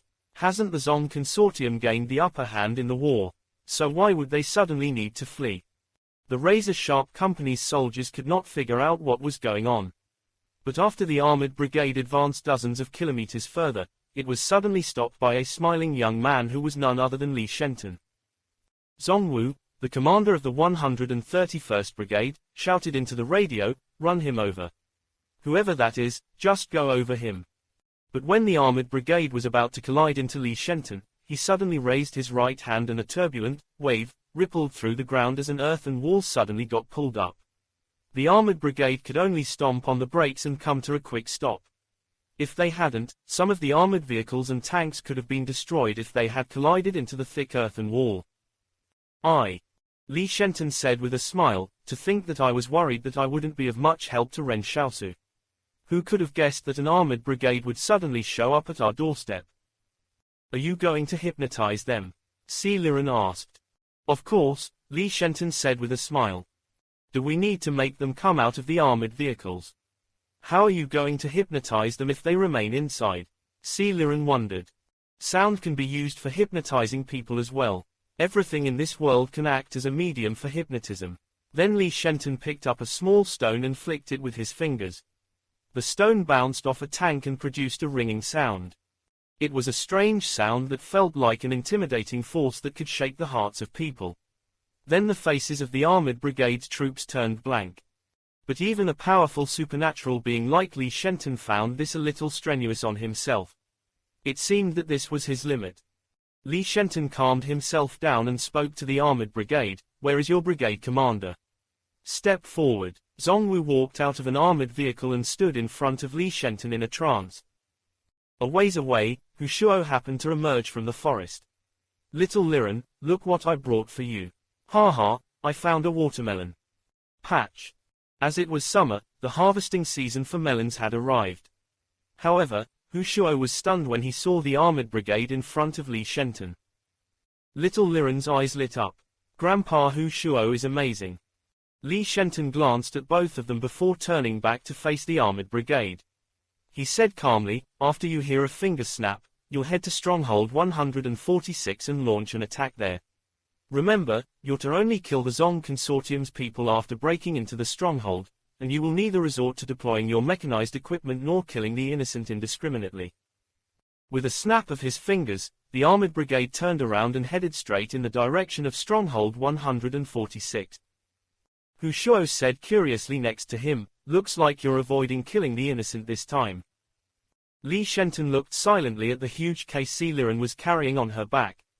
"In the past, I used to think that I was always right. I felt that whoever was in my shoes would also act with no qualms like I did." "Then what about now?" Hu Shuo said with a smile. Li Shenton sighed and said, "Some people are like a blazing torch. Even after they've stopped burning, they've still affected us a little. But I'm a little curious. Why do you choose to stay here and not head to the Zong Consortium personally?"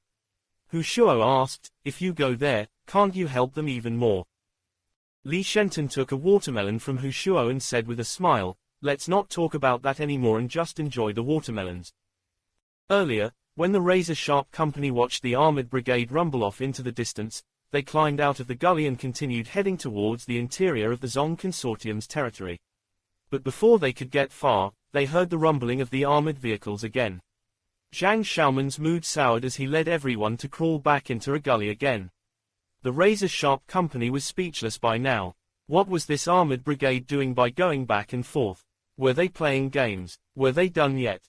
But this time, the armored brigade was moving much faster than before, like they were in a hurry to get somewhere. The razor-sharp company was utterly confused by this and felt that something was amiss. The battle at Mount Wuchuan had already been going on for an extended period as the battle between Fortress 178 and the Zong Consortium went back and forth in this vast mountain range. The ferocity of the battle was vividly reflected here. In order to capture position 129, half of Zhou Yinglong's forward strike battalion had been sacrificed, with this position alone changing hands more than 20 times. Zhong Ying had just evaded getting punished by the board and was no longer holding out hope for getting so lucky again. So he transferred all of that pressure onto the generals under his command, ordering them to defend the position until the troops in the Gobi arrived at Fortress 178. Even if they had to fight to the death, they would have to defend their position. As for Fortress 178, there was actually no other way out for them anymore. Not only that, but everyone also knew that Fortress 178 was facing imminent danger. Therefore, almost all of their troops were so enraged that it seemed like they had gone mad. Zhou Yinglong had not gotten any sleep for the past 2 days and 2 nights. Position 129 proved much more difficult to take than he had imagined. Almost every time they won the position, it was due to his superpower that they pulled it off. A huge, grey boar appeared again at Zhou Yinglong's side and charged at position 129. The wild boar was so tough it did not even fear the heavy machine guns firing at it. But Zhou Yinglong was not Ren Xiaosu. Each time he used his superpower, there was a time limit for it. The past 2 days had exhausted him mentally many times, leaving his eyes deeply sunken like he was at death's door. The commander of 2nd Company advised him, "Battalion commander, do rest a bit more. If you carry on like this, I'm afraid you won't hold out for much longer." But Zhou Yinglong retorted, "If we don't hold position 129, how will our armored brigade pass through Pass 177 safely? It's not that I don't want to rest, but even if you and I have to die here, we must make sure that the enemy cannot target the armored brigade." Similar battles such as the one happening at position 129 were taking place throughout Mount Wuchuan. As multiple infantry brigades advanced in oblique order, they won more and more territory as soldiers got sacrificed one after another. Ammo. But it was only by relying on these soldiers to engage in tug-of-war battles that the armored brigade would have a chance to continue venturing further into the battlefield. Not only the forward strike battalion, but the reconnaissance battalion too had crossed swords many times with the Zong Consortium's guerrillas in the mountains. As both sides ran through the battlefield, it was as though they were dancing with death on a tightrope every time there was an exchange of fire. Almost nowhere in the vast Wuchuan mountain remained in a perfect condition. The soldiers were already exhausted from fighting, but if an officer came up to them and asked for volunteers to storm a certain summit, these exhausted soldiers would immediately step forward to fight to the death. This was what war was. Even without the Zong Consortium's contingency plans, Fortress 178 would still have attacked with the same fortitude to take Mount Wuchuan. However, Fortress 178 was able to win even more battles than they would have, as the soldiers were currently filled with intense rage. But at this moment, troops from the intelligence department of Fortress 178 were quietly surrounding the 103rd Infantry Brigade's command post. When they arrived at the tent of the command post, the soldiers who were temporarily reorganizing their forces looked at them in surprise. One of them, who spotted a familiar comrade, asked, "What's the matter? Why have you all shown up here all of a sudden?" As he said that, the infantry brigade's soldiers gathered and tried to stop the intelligence department's troops from advancing any further. Although both groups were fighting on the same side, the intelligence agencies of every organization always had a cruel streak to them. So when these intelligence troops descended down to their territory, all of the infantry soldiers had an ominous feeling. The director of the 2nd Military Intelligence Division of the Intelligence Department said coldly, "Get out of the way. We're here on official duty." The soldiers of the 103rd Infantry Brigade thought of stopping them, but they were surprised to see Zhang Jinglan walking towards them alongside Wang Fengyuan, the intelligence director, from a distance. With the appearance of Commander Zhang, the soldiers of the 103rd Infantry Brigade finally gave up any hopes of stopping them and opened up a path. The 2nd Military Intelligence Division's troops walked into the command post tent and led Brigade Commander Li Xiang out. Zhang Jinglan looked at Li Xiang and asked, "Why?" Chapter 450, A Citywide Search. Li Xiang knew that the intelligence department must have found some evidence against him and somehow intercepted his relaying of information to their enemy. Otherwise, they would not arrest him right during the war.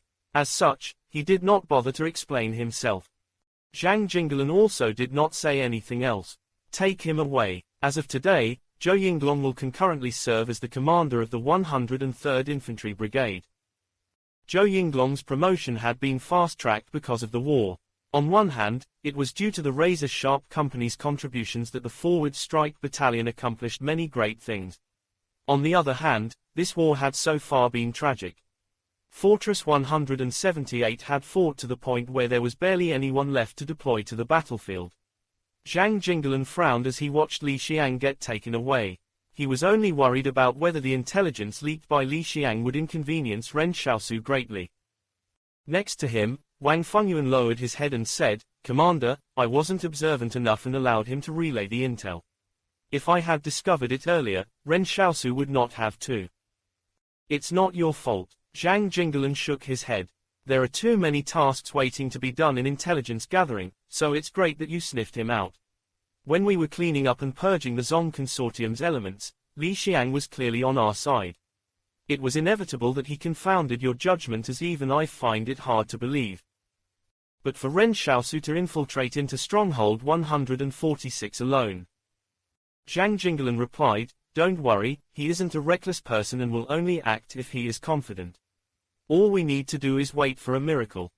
Meanwhile, Ren Xiaosu was still trying to figure out Stronghold 146's layout as quickly as possible so he could capture all the Zong Consortium higher-ups in one fell swoop.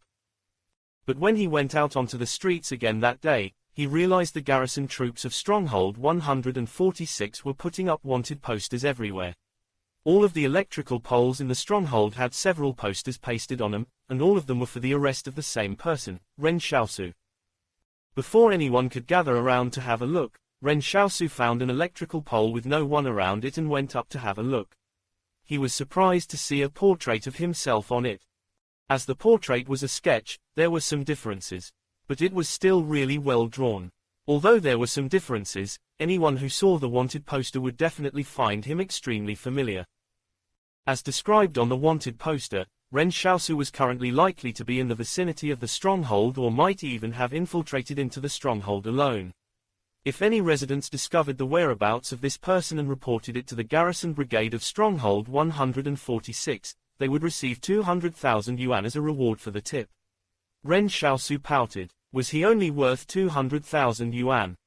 While he felt unhappy about that, his thoughts turned to, there must be a spy in Fortress 178 that told the Zong Consortium about my location. He did not know if the troops of Fortress 178 were aware of this spy, but if the spy were allowed to continue relaying intel to the enemy, it could be disastrous for Fortress 178. Suddenly, a platoon walked in the direction of Ren Xiaosu. He immediately lowered his head so they would not notice him. But when the platoon walked past him, the platoon commander at the front of the group sensed something was wrong. He turned to look at Ren Xiaosu and said, "Hey, you, raise your head." In that instant, Ren Xiaosu took off in the opposite direction. With a leap, he jumped over a wall and landed inside a small yard. Before the platoon could even raise the guns to shoot at him, Ren Xiaosu had already disappeared from their sight. This platoon immediately blew their whistles and shouted into their radio, "Suspicious personnel spotted. Suspicious personnel spotted, requesting reinforcements." The search party in Stronghold 146 was a wide net. Once they received the intelligence report from the spy at Fortress 178, they got ready to cast it. It was not that Ren Xiaosu was incapable of winning against a standard platoon, but if he did not manage to kill them all at once, they could get a chance to warn the other members of the search party. If Ren Xiaosu got held back in such a situation, it would probably be over for him. At this moment, the benefits of acting alone could vividly be seen. If he was leading the razor-sharp company, he would probably have to look out for their safety. But since he was alone, he was extremely mobile and could shake off any pursuing troops whenever or just start an all-out fight with them. When Ren Xiaosu landed inside the yard, he was startled by the sight of a woman collecting dried laundry. He did not stop and jumped over a wall into another yard. As screams rang out one after another, the cries of the stronghold residents were a signal to help the search party track him down. When he finally jumped out into an alleyway, he encountered two Zong Consortium soldiers who were trying to intercept him. When the two soldiers saw Ren Xiaosu, they were about to raise the guns to shoot him down. But the moment Ren Xiaosu landed in front of them, he grabbed hold of the gun barrels, and a hint of his shadow could be seen darting out from behind him. Once the shadow disappeared from sight, blood started seeping from the slit in the necks of the two soldiers. They were surprised, as they could not even make out what that shadow darting from behind Ren Xiaosu was. A large-scale pursuit was launched in Stronghold 146, and that wide net gradually closed down on Ren Xiaosu. When the pedestrians in the streets saw the Zong Consortium soldiers pursuing their target with so much urgency, they immediately hid in the buildings on the street, afraid they would get themselves entangled. All of the Zong Consortium soldiers were listening in on the radio and could hear random shouting. "Target has crossed Fuxing Road. I repeat, target has crossed Fuxing Road. He is now moving eastwards on Zhanggeng Road at a fast pace. The target has downed several of our soldiers again. He has jumped into the residents' houses on Zhanggeng Road and is still moving east." More than 1,000 Zong Consortium soldiers were scattered all over the streets as residents living in the vicinity eavesdropped on the soldiers' shouts from their windows. They were surprised when they realized that all of these elite members of the Zong Consortium's garrison were actually pursuing just one person. Many of them had thought the big commotion was caused by a group of soldiers from Fortress 178 infiltrating into the stronghold.